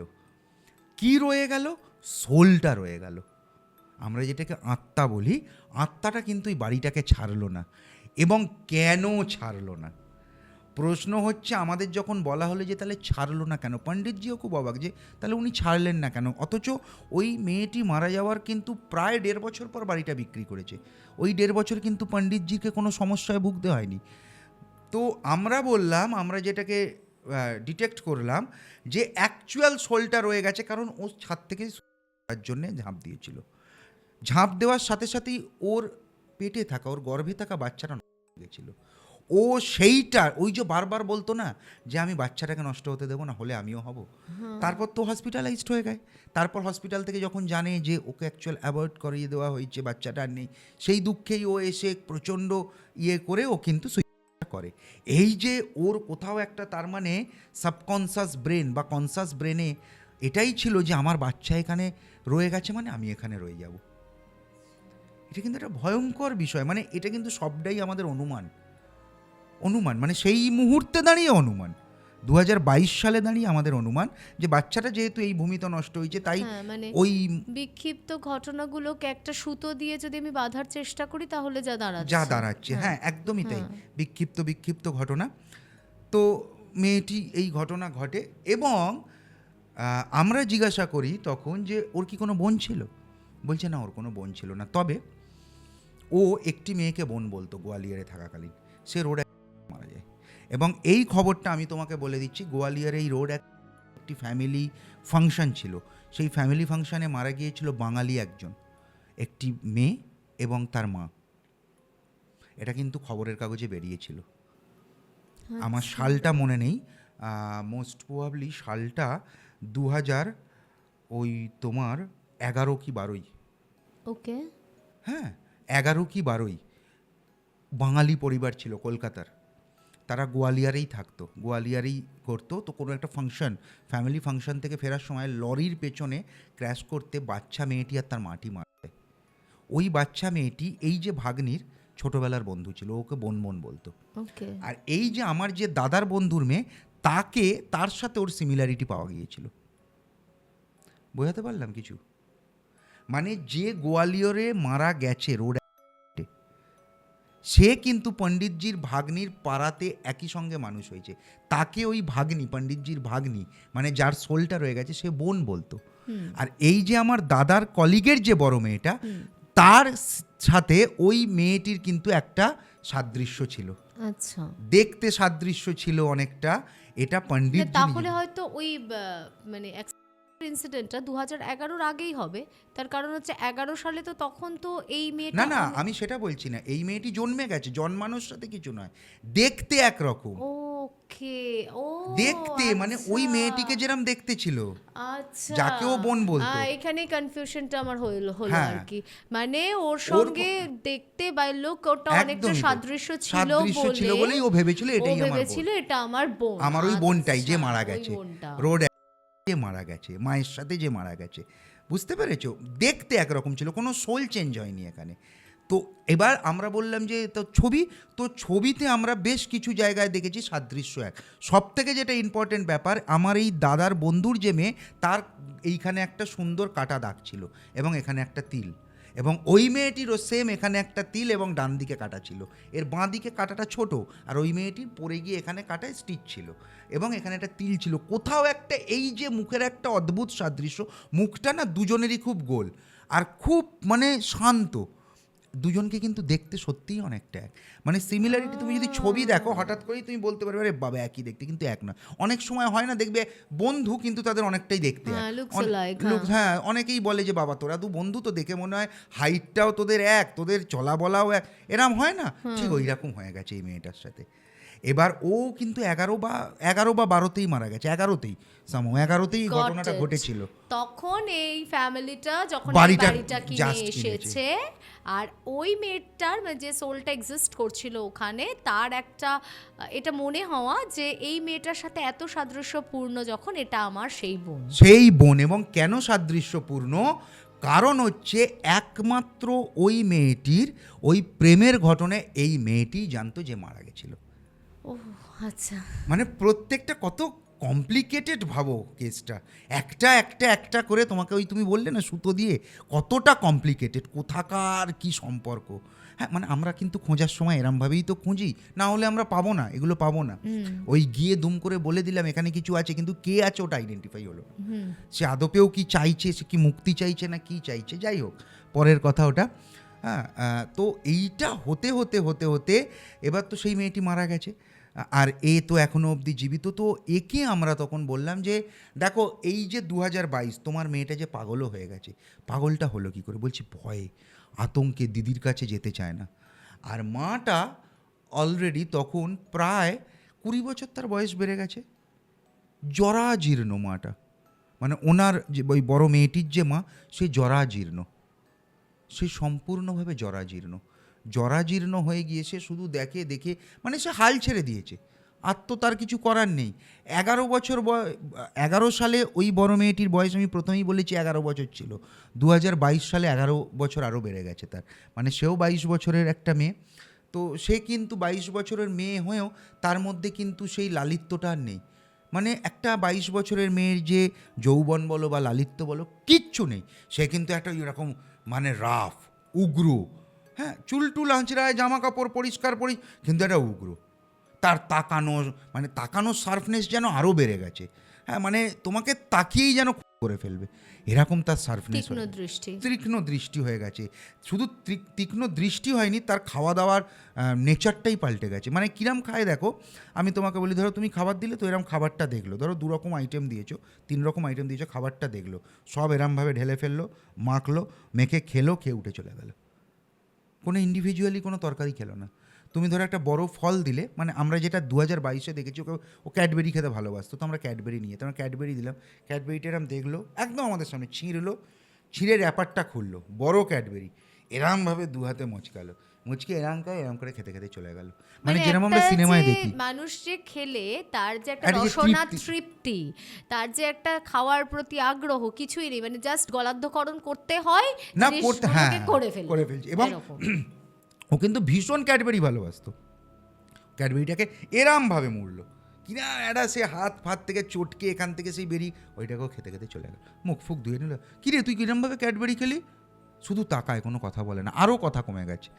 কিরে তুই ক্যাডবেরিটা ওরম করে খেলি? মানে সে তাকানোটা অদ্ভুত তাকানো, মানে আমরা দেখাতে পারবো না। এবং তলায় সবসময় দেখে মনে হচ্ছে কাজল পরে, কিন্তু অ্যাকচুয়াল ওটা ওর কালসিটে দাগ, একটা চওড়া কালসিটে দাগ, হ্যাঁ, চোখগুলো বড় বড়। আর প্রত্যেকের তো চেহারা আগেই বলেছি যে ওইরকম রোগা রিগরিগে জীর্ণকায় হয়ে, কিন্তু এই মেয়েটির হয়নি, মানে মেয়েটিকে দেখতে সুন্দর, কিন্তু ওর মধ্যে না কোনো অ্যাপিল নেই, মানে একটা মেয়ের মধ্যে কোনো অ্যাপিল নেই, হ্যাঁ। তো ওই রকম একটা কাঠ টাইপের, মানে যাকে আমরা এক কথায় বলি না, কাঠের পুতুল, দেখ যেরাম নাড়াবি সেরাম নড়বে একদম, ওকে মানে তুমি যদি এসে বলো এসো বসো, হয়ে আসবে, সেরাম বসে পড়বে, তুমি কিছু বলবে তোমার দিকে, মানে সে তাকানোটা ভয়ঙ্কর তাকানো, মানে সেটা আমি দেখাতেই পারবো না, মানে শুনে কতটা মানুষ বুঝবে জানি না, আরো ভয়ঙ্কর বিষয়, হ্যাঁ, মানে তাকে কিছু বললেই না, মানে ওর মধ্যে রুগ্নতাটা নেই না, কিন্তু কোনো লাস্যময়িতাও নেই। আবার বিষয়টা হচ্ছে সবটাই স্ট্রেট, মানে আমরা যেমন এই যে ধরো আমি কথা বলতে বলতে যখন কাজ করব, আমরা কোথাও বসে কাজ করতে করতে যখন ওঠার পর আমরা উঠে উঠলো, মানে একদম স্ট্রেট উঠলো, স্ট্রেট চলে গেল, তালপাতা সেপায়, স্ট্রেট উঠলো, স্ট্রেট চলে গেল, মানে এটা অদ্ভুত। তারপরে কি, আমরা যেতে যেতে আমাদের কেউ ডাকলে আমরা তো এরমভাবে ঘুরি, ওকে ডাকলেই ও পুরো এরম ঘুরি, স্যার দেখার মতো, মানে অদ্ভুত। কিন্তু এটা হাসি পেলেও মানে খুব প্যাথেটিক বিষয়টা। হ্যাঁ, আমি বুঝতে পারছি, যদিও আমিও হাসছি, কিন্তু একটা মানুষ যদি সামনে ওইভাবে অ্যাক্ট করে তাহলে রীতিমতো ভয় লাগবে। এবং আমি তোমাকে বলে দিচ্ছি, শোনো, মানে খুব ন্যাচারালি, যেহেতু আমি আবারও বলছি যে আমরা যেহেতু তন্ত্রাজিম প্র্যাকটিস করি, পদ্ধতি যাই হোক না কেন, কোনো সাধারণ মানুষ ওর সামনে দাঁড়াতে পারবে না। ওই কারণে ওদের বাড়িতে দুধওয়ালা পর্যন্ত দুধ দিতে যেত না, কোনো পেপারওয়ালা পেপার দিত না, বলতো মেয়েটা যদি দাঁড়িয়ে থাকে, মানে আমার ভয়ঙ্কর। এবং রাতের বেলায় যদি মেয়েটা মাঝে মধ্যে ছাদে উঠতো, মানে রীতিমতো পাড়া থেকে বলেছিল ওকে ছাদ থেকে নামানো, বললো কেন, ওকে ছাদ থেকে কিছু তোমরা দেখেছো? বলছে না, ও একটা মানে রাস্তা দিয়ে অদ্ভুতভাবে তাকিয়ে থাকতো, মানে কারো চোখ পড়ে গেলে না সে ভাবতো যে মনে হয় আমার জীবন আজকে শেষ। মানে ভাবতে পারছো তুমি, মানে মানুষ কতটা ওকে ভয় পেত, ধানবাদে কতটা ভয় পেত, মানে এইরাম। কিন্তু তো সেখানে আমরা বসে ডিল করছি, এবং শুধু ডিল করছি দুটো কারণে। এক হচ্ছে তন্ত্রাজিমের একটা বিষয়, ওই যে বললাম প্রথমেই যে একটা প্রোটেকশন শিল্ড আমরা তৈরি করতে পারি, ওটার জোরে। আর দ্বিতীয় জোর যে আমি ওর বাবার বন্ধু, ওর মধ্যে কিন্তু একটা জিনিস ছিল যে বাবা কাকার যারা বন্ধু, বা কাকা তো নয়, বা মায়ের বা তাদেরকে কিন্তু কোনো রকমভাবেই কোনো খারাপ কথাও বলেনি কোনো দিনও, কোনো মানে অ্যাটাক অ্যাকচুয়ালিও করতো না, কিন্তু ওর ওই তীক্ষ্ণটা, এইটা খুব ভয়ঙ্কর। তো যাই হোক, 2022 সাল, তো ওর বোনটা তো ওরকম পাগল সব কিছু। তো এবার ওর বাবা আমাদেরকে আবার কাঁদতে কাঁদতে, পুরো হাউমাউ করে কাঁদতে কাঁদতে, আমার ওই দাদার প্রায় পায়ে পড়ে যাওয়ার মতো, যে তোরা এবার বাঁচ। আমরা অনেক দেরি করে ফেলেছি, আমরা কি করব বাঁচা। তার মধ্যে তো আমরা পণ্ডিতজির সাথে ডেকে এনে সব কথা টথা, মানে এটা বলার পরেই আর কি, তো আমরা বললাম যে দাহ করেছিলেন তো আপনি, তো এত বড় পণ্ডিতজি, তো আপনি তো নিশ্চয়ই আত্মার শান্তির জন্য কিছু করেছিলেন। বললো হ্যাঁ সব করেছিলাম। আনলাম তাহলে গেল না কেন? বলছে যে জানি না কেন গেল না। তো আমরা বললাম যে কোনো এমন কোনো ঘটনা যেটা মনে পড়ছে আপনার মারা যাবার পর? বলছে যে হ্যাঁ এরম তো কোনো ঘটনা কিছু না, প্রশাসনের কোনো ঘটনা, মানে প্রশাসনকে ডাকুন, কোনো এরম কোনো ঘটনা অ্যাবস্ট্রাক্ট কোনো ঘটনা ঘটেছিল কি যেদিনও সুইসাইড করেছিল, সুইসাইড পরেই? বললো যে না এরকম তো কিছু ঘটনা ঘটেনি। এই না তো पंडित তো কিছুই মনে করতে পারে না। पंडित স্থির বললো যে হ্যাঁ এক বাত থা, आप वो बोलिए ना उन लोगों का वो जो इंसिडेंट। क्या इंसिडेंट? ইনসিডেন্ট হচ্ছে মেয়েটিকে ভয়ঙ্কর সুইসাইড করেছে। এবার শোনো, মেয়েটি মারা যাওয়ার সময় তার আঙুল কেটে মাটিতে পুঁতে দিয়েছিল। কে? ওই মেয়েটি, ওর ভাগ্নিটি বলেছিল যে আমার যতদিন এখানে অঙ্গ থাকবে আমি ততদিন থাকবো, এবং পোস্টমর্টমে কিন্তু একটা আঙুল ছিল না, পোস্টমর্টম রিপোর্টে সেটা লেখা আছে ওর কি আঙুল ছিল। বললো যে না আঙুল ছিল। মানে কতটা নিজেকে কি লেভেলের কষ্ট দিয়ে মেরেছে ভাবো, কি লেভেলের কষ্ট দিয়ে মেরেছে। এই আঙুলের এই গাঁটটা কেটে ফেলেছিল, কী দিয়ে কেটেছিল জানি না। আমরা বললাম কোথায় থাকতে পারে সেটা? বললো যে ডোন্ট নো। পণ্ডিতজি বলছে ডোন্ট নো। হ্যাঁ পোস্টমর্টম রিপোর্টে ছিল যে ওর একটা আঙুল মিসিং, মানে এতটা গাঁট মিসিং করে আঙুল বাঁ হাতের, ওই অবস্থাতেও সুইসাইড ছিল। ভয়ঙ্কর ভাবো তুমি, সেটা কোথায় আমরাও জানি না। তো বললো একটা কুয়োর পাড়ে আমাদের একটা, মানে গ্রামের দিকে দেখবে ওই সমস্ত জায়গায় কুয়োগুলো তো অনেক গভীর হয়, সেই জন্য কুয়োতে ওঠার একটা জায়গা থাকে। বললো ওই আমাদের ওই কুয়োতে ওঠার ওই জায়গাটার না নিচেটা ফাঁকা, মানে অনেক কিছু ওখানে রাখতো আগেকার লোকেরা, কিছু ঢুকিয়ে ঢুকিয়ে রাখতো। বুঝতে পেরেছো কি বলতে চাইছি? কুয়ো থেকে জল তোলার জন্য বাড়ির ভেতরে একটা কুয়ো ছিল, কুয়োতে না স্টেয়ার ছিল, তো স্টেয়ারটা দুদিক দিয়ে এরকম ভাবে ছিল, ওই মাঝখানটা নিচে যে স্টেয়ারটা, বললো যে ওইখানে না ও কিছু একটা রাখতো। কি রাখতো? ওইখানটা যখন আমরা খুললাম এত বছর পর একটা বাক্স পেলাম, সেই বাক্সতে অনেক চিঠি পেলাম, যেটি ছেলেটিকেও লিখতো, যেই ছেলেটির সাথে প্রেম ছিল, মানে ছেলেটি লিখে পাঠিয়েছে। আই লাভ ইউ লেখা আছে, রক্ত দিয়ে আই লাভ ইউ লেখা আছে, মানে ছেলেটি পাঠিয়েছে। হ্যাঁ, তো কিছু দেখলে একটা ডায়েরি ছিল, তাতে গোলাপ ফুল টোলাপ ফুল পাঠিয়েছিল, অন্য কোনো কিছু সেগুলো রাখা ছিল, ব্যান্ড ছিল, হ্যান্ড ব্যান্ড, মেয়েটাকে কিছু কানের ছিল, এসব ছিল, কিন্তু আঙুল তো কোথায়, তো আঙুল আর থাকবেও না। তো বললো যে ওর কিন্তু এটাই খুব পার্টিকুলারলি জায়গা, এই জায়গাটাই করতে হবে। তো তারপর আমাদের তো নিজস্ব কিছু কাজকর্ম আছে, তো আমরা ওই জায়গাটাকে তো প্রথমে খোঁড়ালাম, খুঁড়িয়ে দেখো একটা আঙুল খুঁজে পাওয়া বা তার হাড় খুঁজে পাওয়া অনেক বছরও হয়ে গেছে, ওটা খুঁজে পাওয়া কোনো ব্যাপার নয়। তো আমরা ওখানের মাটিটা কালেক্ট করি, কালেক্ট করে আমাদের যা ওই পার্টটা বাদ দাও, মানে আমরা কি করেছি ওই পার্টটা বাদ দাও, কিন্তু যেটা আলটিমেট লাস্ট পর্যন্ত যেটা হলো, আমরা ওই জায়গাটাকে খুঁজে পেলাম। খুঁজে পাওয়ার পর আমরা কিছু একটা করলাম, করার পর অদ্ভুতভাবে 2023 সাল থেকে ওই বড় মেয়েটি আস্তে আস্তে স্বাভাবিক হলো। আচ্ছা, আস্তে আস্তে স্বাভাবিক হলো, এবং হওয়ার পর আজকে 2026 সাল, মেয়েটি এখন সম্পূর্ণ স্বাভাবিক, সম্পূর্ণ। এবং বোনটা আস্তে আস্তে কিন্তু সুস্থ হচ্ছে, কিন্তু প্রচুর খরচা সাপেক্ষ। ও তো পাগল হয়েই গেছিলো, ওকে ট্রিটমেন্টের মধ্যে রেখে রেখে সুস্থ হচ্ছে বোনটা, জামা কাপড় পরে, কথা বলে, বোনটার ওই ব্যাপারটা নয়। কিন্তু মজার বিষয় হলো যে 2024 শেষ একদম ডিসেম্বরে ওই বড় মেয়েটি আমাদের ডেকেছিল যে তোমরা এসো আঙ্কেল, এই প্রথম ওরা তুমি ওর মুখে যে তোমরা এসো কথা বলি। ওর কিন্তু সব স্মৃতি প্রায় মনে আছে, 40% ওর সাথে কী কী ঘটতো মনে আছে।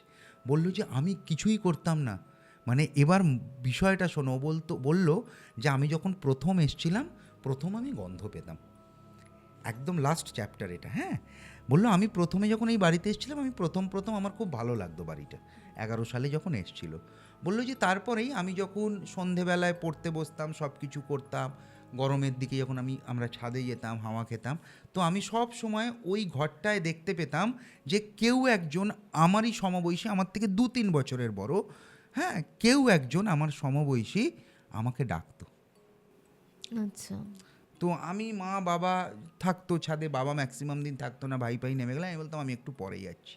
11 বছর তো, বলছি আমি ওই ঘরটার সামনে যেতাম, কাউকে দেখতে যেতাম না, অদ্ভুতভাবে ঘরটার প্রেমে পড়ে যাই, এবং অদ্ভুতভাবে এই ঘর থেকে আমি অনেক জিনিস পাই।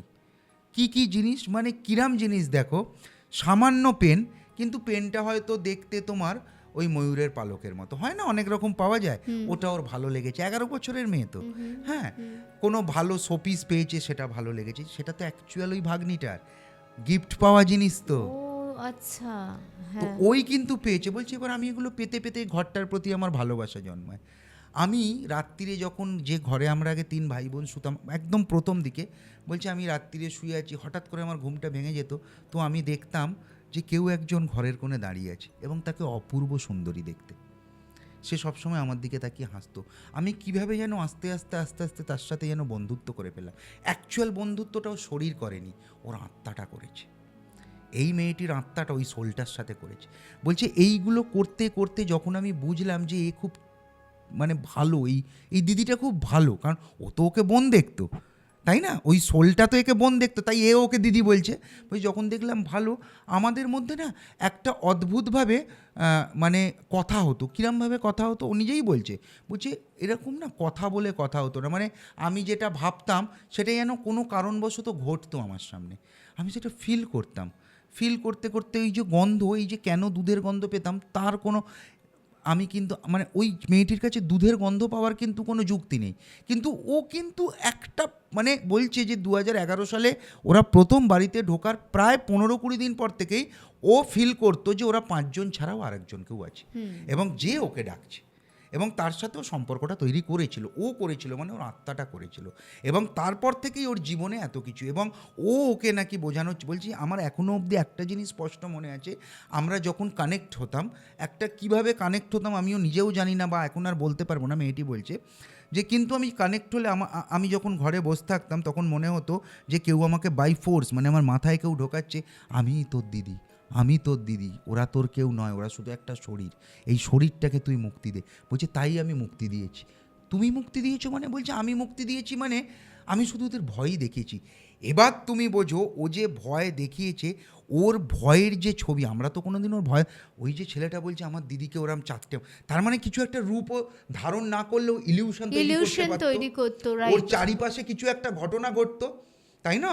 বলছে যে আমি কিন্তু অনেক সময় ফিল করেছি যে আমি আমার ভাইয়ের সামনে গিয়ে দাঁড়ালে আমার শরীর কিরম হালকা হয়ে যেত, এবং আমার মনে হতো যে আমার শরীরের ভেতর একটা কোনো আলাদা এনার্জি কাজ করছে, কিন্তু তাতে আমার বহিঃপ্রকাশটা কিভাবে ঘটছে সেটা আমি কোনোদিনও দেখতে পাইনি। সেটা তো ও বলতে পারছে না, সেটা তাহলে ওই ভাইটা বলতো যে দিদির দিদির চারটে মাথা, হ্যাঁ এরাম দেখতে, আমি বললাম তো জীবের, হ্যাঁ, এবং অদ্ভুতভাবে আমরা করার পর জীবটা কিন্তু আস্তে আস্তে শুকো, জীবটা কী করে হয়েছিল সেটা কিন্তু আমাদের কাছে আজও মিস্ট্রি, আজও একটা রহস্য, যে জীবটার ফুটো হয়েছিল কী করে এবং আস্তে আস্তে ওটা রিকভার হচ্ছে কী করে। এটা কিন্তু ওকে যখন জিজ্ঞাসা করেছি, ও বলছে যে আমার জীব তো জন্ম থেকেই ফুটো ছিল, যখন ওই সময় জিজ্ঞাসা করেছি, আর যখন এখন জিজ্ঞাসা করি যে হ্যাঁ রে তো এখনও না, মানে পুরোটা ওখানটা ফুলফিল হয়নি, এখন একটুখানি জায়গাটা এরম বসা, এই মিডিলটা একটু বসা, হ্যাঁ রে তোর এই জিপটা এরম কেন হয়েছে? বলছে কি জানি না, হয়তো ফোঁড়া টোড়া হয়েছিল কখনো, ওর কিন্তু এখন আর ওটার কথা কিছু মনে নেই, আমরা নিজে দেখেছি ওর জিপটা ফুটো ছিল, এখন কিন্তু ঠিক হয়ে যাচ্ছে। মানে এটা লোকে গল্পই ভাববে, কিন্তু এটা গল্প নয়, এটা বাস্তব, এটা বাস্তব একটা অভিজ্ঞতা, আমি তোমাকে বলবো, মারাত্মক ঘটনা। এবং সব থেকে বড় কথা আমি যেটা মানে লাস্ট বলবো তোমাকে এইখানে এই জায়গায়, মানে সত্যি বলছি যে এই ঘটনা বোধহয় আমার প্রচুর অভিজ্ঞতার মধ্যে সব থেকে শ্রেষ্ঠ, মানে এতটা ভয়ঙ্কর জিনিস আমি দেখিনি। এবং ও এখনও পর্যন্ত, মানে এখনও আমি যে আমরা বলি যে তুই আর কিছু, মানে আমরাও যেহেতু কিছু বিশেষ কাজ ওকে দিয়ে করিয়েছি, ওই বাড়িটায় করিয়েছি, এখন কিন্তু দিব্যি আছে। মাঝখান থেকে আমি বলি যে হ্যাঁ রে তোর ভাইয়ের কথা মনে পড়ে? বলছে ভীষণ মনে পড়ে, এখন ভাইয়ের জন্যও কাঁদে, ও ভাইকে ভীষণ ভালোবাসতো। হ্যাঁ, তো আমি কি মৃত্যুর জন্য দায়ী? মানে ওর কাছে কিন্তু এই প্রশ্নটা আজও আছে যে আমি কি মৃত্যুর জন্য দায়ী? তো আমরা বলি যে না তুই দায়ী না। এখন গিল্ট ফিল করে, গিল্ট ফিল করলে ও তো অ্যাকচুয়ালি দায়ী নয়, আর ও তো বলে তখন তো ওর নিজের মস্তিষ্কটা নিজের কন্ট্রোলেই ছিল না। মস্তিষ্ক নয়, ওর টোটাল এনার্জিটাই ছিল না, হ্যাঁ, টোটাল এনার্জি ভাইবসটাই অন্য ছিল। এবং ও গিল্ট ফিল করে, বলে আমাদেরকে জিজ্ঞাসা করে যে কাকা মানে আঙ্কেল হাম ক্যা इसके लिए जिम्मेदार हूँ? नहीं बेटा तुम नहीं हो, कौन है? कोई है। তো ও কিন্তু এখনও বলে যে আমি এখনও ওনার সাথে রিলেট করার চেষ্টা করি যে কেন আমার ভাইটাকে তুমি নিয়ে নিলে, কিন্তু আর তো সেটা সম্ভব নয়, আর সম্ভব নয়। তো কোথাও কোথাও কেউ আসে, হ্যাঁ, কোথাও কোথাও কেউ থেকে যায়। আচ্ছা একটা জিনিস বলো, মেয়েটা আস্তে আস্তে সুস্থ হয়ে উঠলো, হ্যাঁ। অনেকটা রিকভার, ঠিক আছে, কিন্তু তুমি তো যাই হোক তোমার কাজের ব্যাপারে খুব একটা ডিটেলস কিছু বলবেও না, বললেও ঠিক আছে, বাট যে জিনিসটা ছিল সেটা কি ফাইনালি ওখান থেকে পুরোপুরি মুক্ত হয়ে হ্যাঁ, গেছে? ওই জন্যই তোরা মানে সুস্থ হয়ে যাচ্ছে। আর আর নেই। সেই জিনিসটা কখনো না, না, ঘুরেও না। আসবে এরকমও কোনো চান্স? না, না, আর কোনোদিনও ঘুরে আসবে না। আচ্ছা, আর ওই যে ওর বাচ্চাটা যেটা ছিল সেটা? হ্যাঁ, মানে বেসিক্যালি আমরা যেটা নিয়ে কাজ করেছি ওর বাচ্চাটাকে নিয়েই তো কাজটা করেছি। আচ্ছা, মানে একদম সমূলে জিনিসটাকে তোমরা সমূলেই চলে উৎখাত গেছে, করে একদম, দিয়েছো, একদম। যাতে কোনোভাবে আর ওই ফ্যামিলির না, উপরে কোনো ওই ফ্যামিলি নয়, মানে ও অ্যাকচুয়ালিও মুক্তি পেয়ে গেছে। আচ্ছা এটা আচ্ছা। একদম মানে 100% শিওর যে ও মুক্তি পেয়ে গেছে। কারণ কারণ আমাদের কিছু ক্রাইটেরিয়া ছিল যে এই ক্রাইটেরিয়াগুলো যদি ফুলফিল হয়ে যায় ও মুক্তি পেয়ে যাবে। এটা কোথাও একটা ওই সোলটার কাছে আমাদের একটা রিকোয়েস্ট ছিল যে যদি তোমার এই ক্রাইটেরিয়াগুলো আমরা ফুলফিল করি তুমি কিন্তু এখান থেকে চলে যাবে। তো এটা আমার রিকোয়েস্ট ছিল, মানে আমাদের রিকোয়েস্ট ছিল। এবং এটা কিন্তু মানে ওই হয় না আগেকার দিনে আমরা দেখবে গল্প শুনতাম, বলতো যে ভূতে ধরেছে, ভূতটা ছেড়ে যখন চলে যেত বলতো এই ওই গাছটা ভেঙে কিছু দিয়ে একটা যাবি, ফেলে দিয়ে ফেলে চলে দিয়ে যেত, যাবি। দাঁতে তো করে আমাদের কলসি হ্যাঁ ফেলে দাও, হ্যাঁ। অ্যাকচুয়ালি এটাই যে এরকম আমাদেরও কিছু ছিল। তো উনি আমাদেরকে বলেছেন, মানে ওই সোল যে কমিটেড যে আমি আর ঠিক আছে চলো আমি এখানে ওর কিছু রিভেঞ্জ নেওয়ার ছিল। এবং মূলত রিভেঞ্জ নেওয়ার ছিল, শুধু একটাই ছোট কথা বলবো, এর থেকে বেশি ওর মূলত ছেলেটির থেকে রিভেঞ্জ নেওয়ার ছিল। অ্যাকচুয়ালি ছেলেটি শুধু নয়, ছেলেটির বন্ধুরাও ওর সাথে খুব পৈশাচিক অত্যাচার করেছিল, ফিজিক্যালি টর্চার করেছিল এই বাচ্চাটি, মানে ও প্রেগনেন্ট হওয়ার পেছনে। তো মূলত ওর সেইটাই ছিল। এবং তারা আজকের দিনে, মানে ওই ছেলেটি এবং সেই গ্যাংটি যেটা গোয়ালিয়রের গ্যাং, তারা আজও, আজকে 2026 সাল, আজও তারা কিন্তু সাজাপ্রাপ্ত। শুধু এটুকুই তোমাকে বলবো, আচ্ছা আচ্ছা, তারা সাজাপ্রাপ্ত, মানে আমাদের বেশ। সংবিধান অনুযায়ী। ওকে, আর একটু ডিটেলস এই ব্যাপারটা জানতে পারলে হয়তো ভালো লাগতো, কিন্তু ঠিক আছে, যে জায়গাটাতে যে হ্যাঁ, একটা তো দেখো প্রাইভেসি থাকবেই। মেনটেন করতে চাই, আমি সেই জায়গাটাতে কখনোই হস্তক্ষেপ করতে পছন্দ করি না। সো এবারে আসি, ইনসিডেন্টটা আউটস্ট্যান্ডিং, মানে এত ঘটনা শুনি, তো তার মধ্যে অনবদ্য একটা ঘটনা শুনলাম। দুটো কারণে ভীষণ ভালো লাগা। এক তো হচ্ছে ঘটনা, বহুল ঘটনা, এমন ঘটনা যেগুলো ধারাবাহিকভাবে নানান রকমের টুইস্টের মধ্যে দিয়ে গেছে, সেটা শুনতে ডেফিনেটলি আমরা দর্শকরা সকলে এনজয় করি, শ্রোতা বন্ধুরাও এনজয় করে, তো আমারও স্বাভাবিকভাবেই ভীষণ ভালো লেগেছে। আর দ্বিতীয় যেটা না বললেই নয়, তোমার বাচন ভঙ্গি, সব মানুষের সবাইকে সব কিছু খুব কনভিন্সিং ওয়েতে, খুব এক্সপ্লেনেশনস দিয়ে ডেসক্রিপটিভভাবে বলার মতো এবিলিটি থাকে না, বাট তুমি যেভাবে জিনিসটাকে chapter wise one by one এত বড়, এত ভাস্ট একটা জিনিসকে এত সুন্দরভাবে তুমি এক্সপ্লেন করেছো, আমাদের কারোর মনে হয় না কোথাও বুঝতে এতটুকুও কোনো সমস্যা হবে না। আসলে বিষয়টা আমি বলি তোমাকে, যেহেতু ঘটনাটা 2011 থেকে 23, হ্যাঁ, আমি এখানে যদি পাঠ না করতাম, আরও অনেক তো আছে বিষয়টার আমরা মধ্যে। সবাই ঘেটে ঘ হ্যাঁ, হয়ে হ্যাঁ, যেতাম। সেই জন্য আমি শুধু কিছু অংশ, মানে যেগুলো মূল, সেটাই আমি বললাম। অ্যাকচুয়ালি এটা কিন্তু অনেক বড়, একদম তুমি ঠিক বলেছো যে এটা খুব ভাস্ট, এটা ওইভাবে শেষ হয়নি, কিন্তু মূল বিষয়টা এটাই একদম, actually। তোমার বলার ভঙ্গিমাতেই সেটা একটা আলাদা মাত্রা পেয়েছে। So obviously thank you so much, Thank you। First of all আমাকে এতটা সময় দেওয়ার জন্য, এখানে আসার জন্য। আর তোমরা তো সবাই বুঝতেই পারছো যে এই রকম একজন মানুষকে যখন আমি পেয়ে গেছি হাতের নাগালে, একেবারেই আমি ছাড়ার পাত্রী তো নই। আগামী দিনে কিন্তু আবার আসতে হবে, অবশ্যই। এবং আমার স্টুডিওতে আরও কিন্তু এইরকম কেস স্টাডি আমাদেরকে শোনাতে হবে। দর্শক বন্ধুরাও কিন্তু তোমার জন্য অপেক্ষা করবে, এবং আমার মনে হয় যে এই মুহূর্তে যারা আমাকে ক্যামেরার ওপার থেকে দেখছো, তাদেরও অনেকেরই মনে হচ্ছে যে আমার জীবনে তো এমন কিছু বাস্তবিক অভিজ্ঞতা বা এমন কোনো ভৌতিক বা দৈবিক অভিজ্ঞতা আছে যেগুলো আমরাও চাই যে শ্রেয়ার পডকাস্টে গিয়ে একটু শেয়ার করে আসি। তাদেরকে রিকোয়েস্ট করব যে স্ক্রিনে পপড আপ নাম্বারে চটপট আমাকে কানেক্ট করো, আর চলে এসো, দারুণ জমিয়ে আড্ডা মারা যাবে, এবং কোনো হেজিটেশন, কোনো দ্বিধাবোধের দরকার নেই। কারণ এই যে আজকে তুমি, অনেকেই ভাবে যে পডকাস্টে প্রথমবার দেখে কল করব কি করব না, ইউজুয়ালি অনেকে ম্যাক্সিমাম থাকে যারা এসে হয়তো আমার সঙ্গে আগে থেকেই তাদের কনভারসেশন হয় বা কিছু, বাট তুমি তো ফার্স্ট টাইম মিট করলে, একদমই তাই। কোনো রকম হেজিটেশন ছিল? না, না, একদম না, একদম না। একদম, আমি মানে কিন্তু শুধু ভীষণ meet নয়, কমফোর্টেবল হ্যাঁ, শুধু meet একটা নয়, আমি মানুষ। আরও একটা কথা বলে দিই, মানে আমাদের সেই সমস্ত বন্ধুদের জন্য যারা এখানে আসবে, সেটা হচ্ছে মিটের আগেও আমি যখন তোমায় ফোন করেছি, মানে মনে হয়েছে যেন কত পরিচিত, তোমার কথা বলার Thank ভঙ্গিমাটাই you। এরকম। একদম নির্দ্বিধায় নাম্বারটা ডায়াল করে ফেলতে পারো, কারণ মোস্ট অফ কল আমি যখন পাচ্ছি, আমি শুনছি একটা ব্যাপার, খুব হেজিটেট লাগছিল, মানে ভীষণ মনে হচ্ছিল কল করব কি করব না, তুমি কিভাবে কথা বলবে কি বলবে না। আমি কিন্তু অলওয়েজ তোমাদের সাথে কথা বলার জন্য রেডি, তাই একদমই কোনো রকম হেজিটেশন ফিল করা দরকার নেই, আমাকে নির্দ্বিধায় ফোন করে নিতে পারো। ঠিক আছে, তো আজকের মতন এপিসোডটা এখানেই ক্লোজ করছি। আবার আগামী সপ্তাহে দেখা হচ্ছে আর একটা নতুন এপিসোড, নতুন গেস্ট নিয়ে।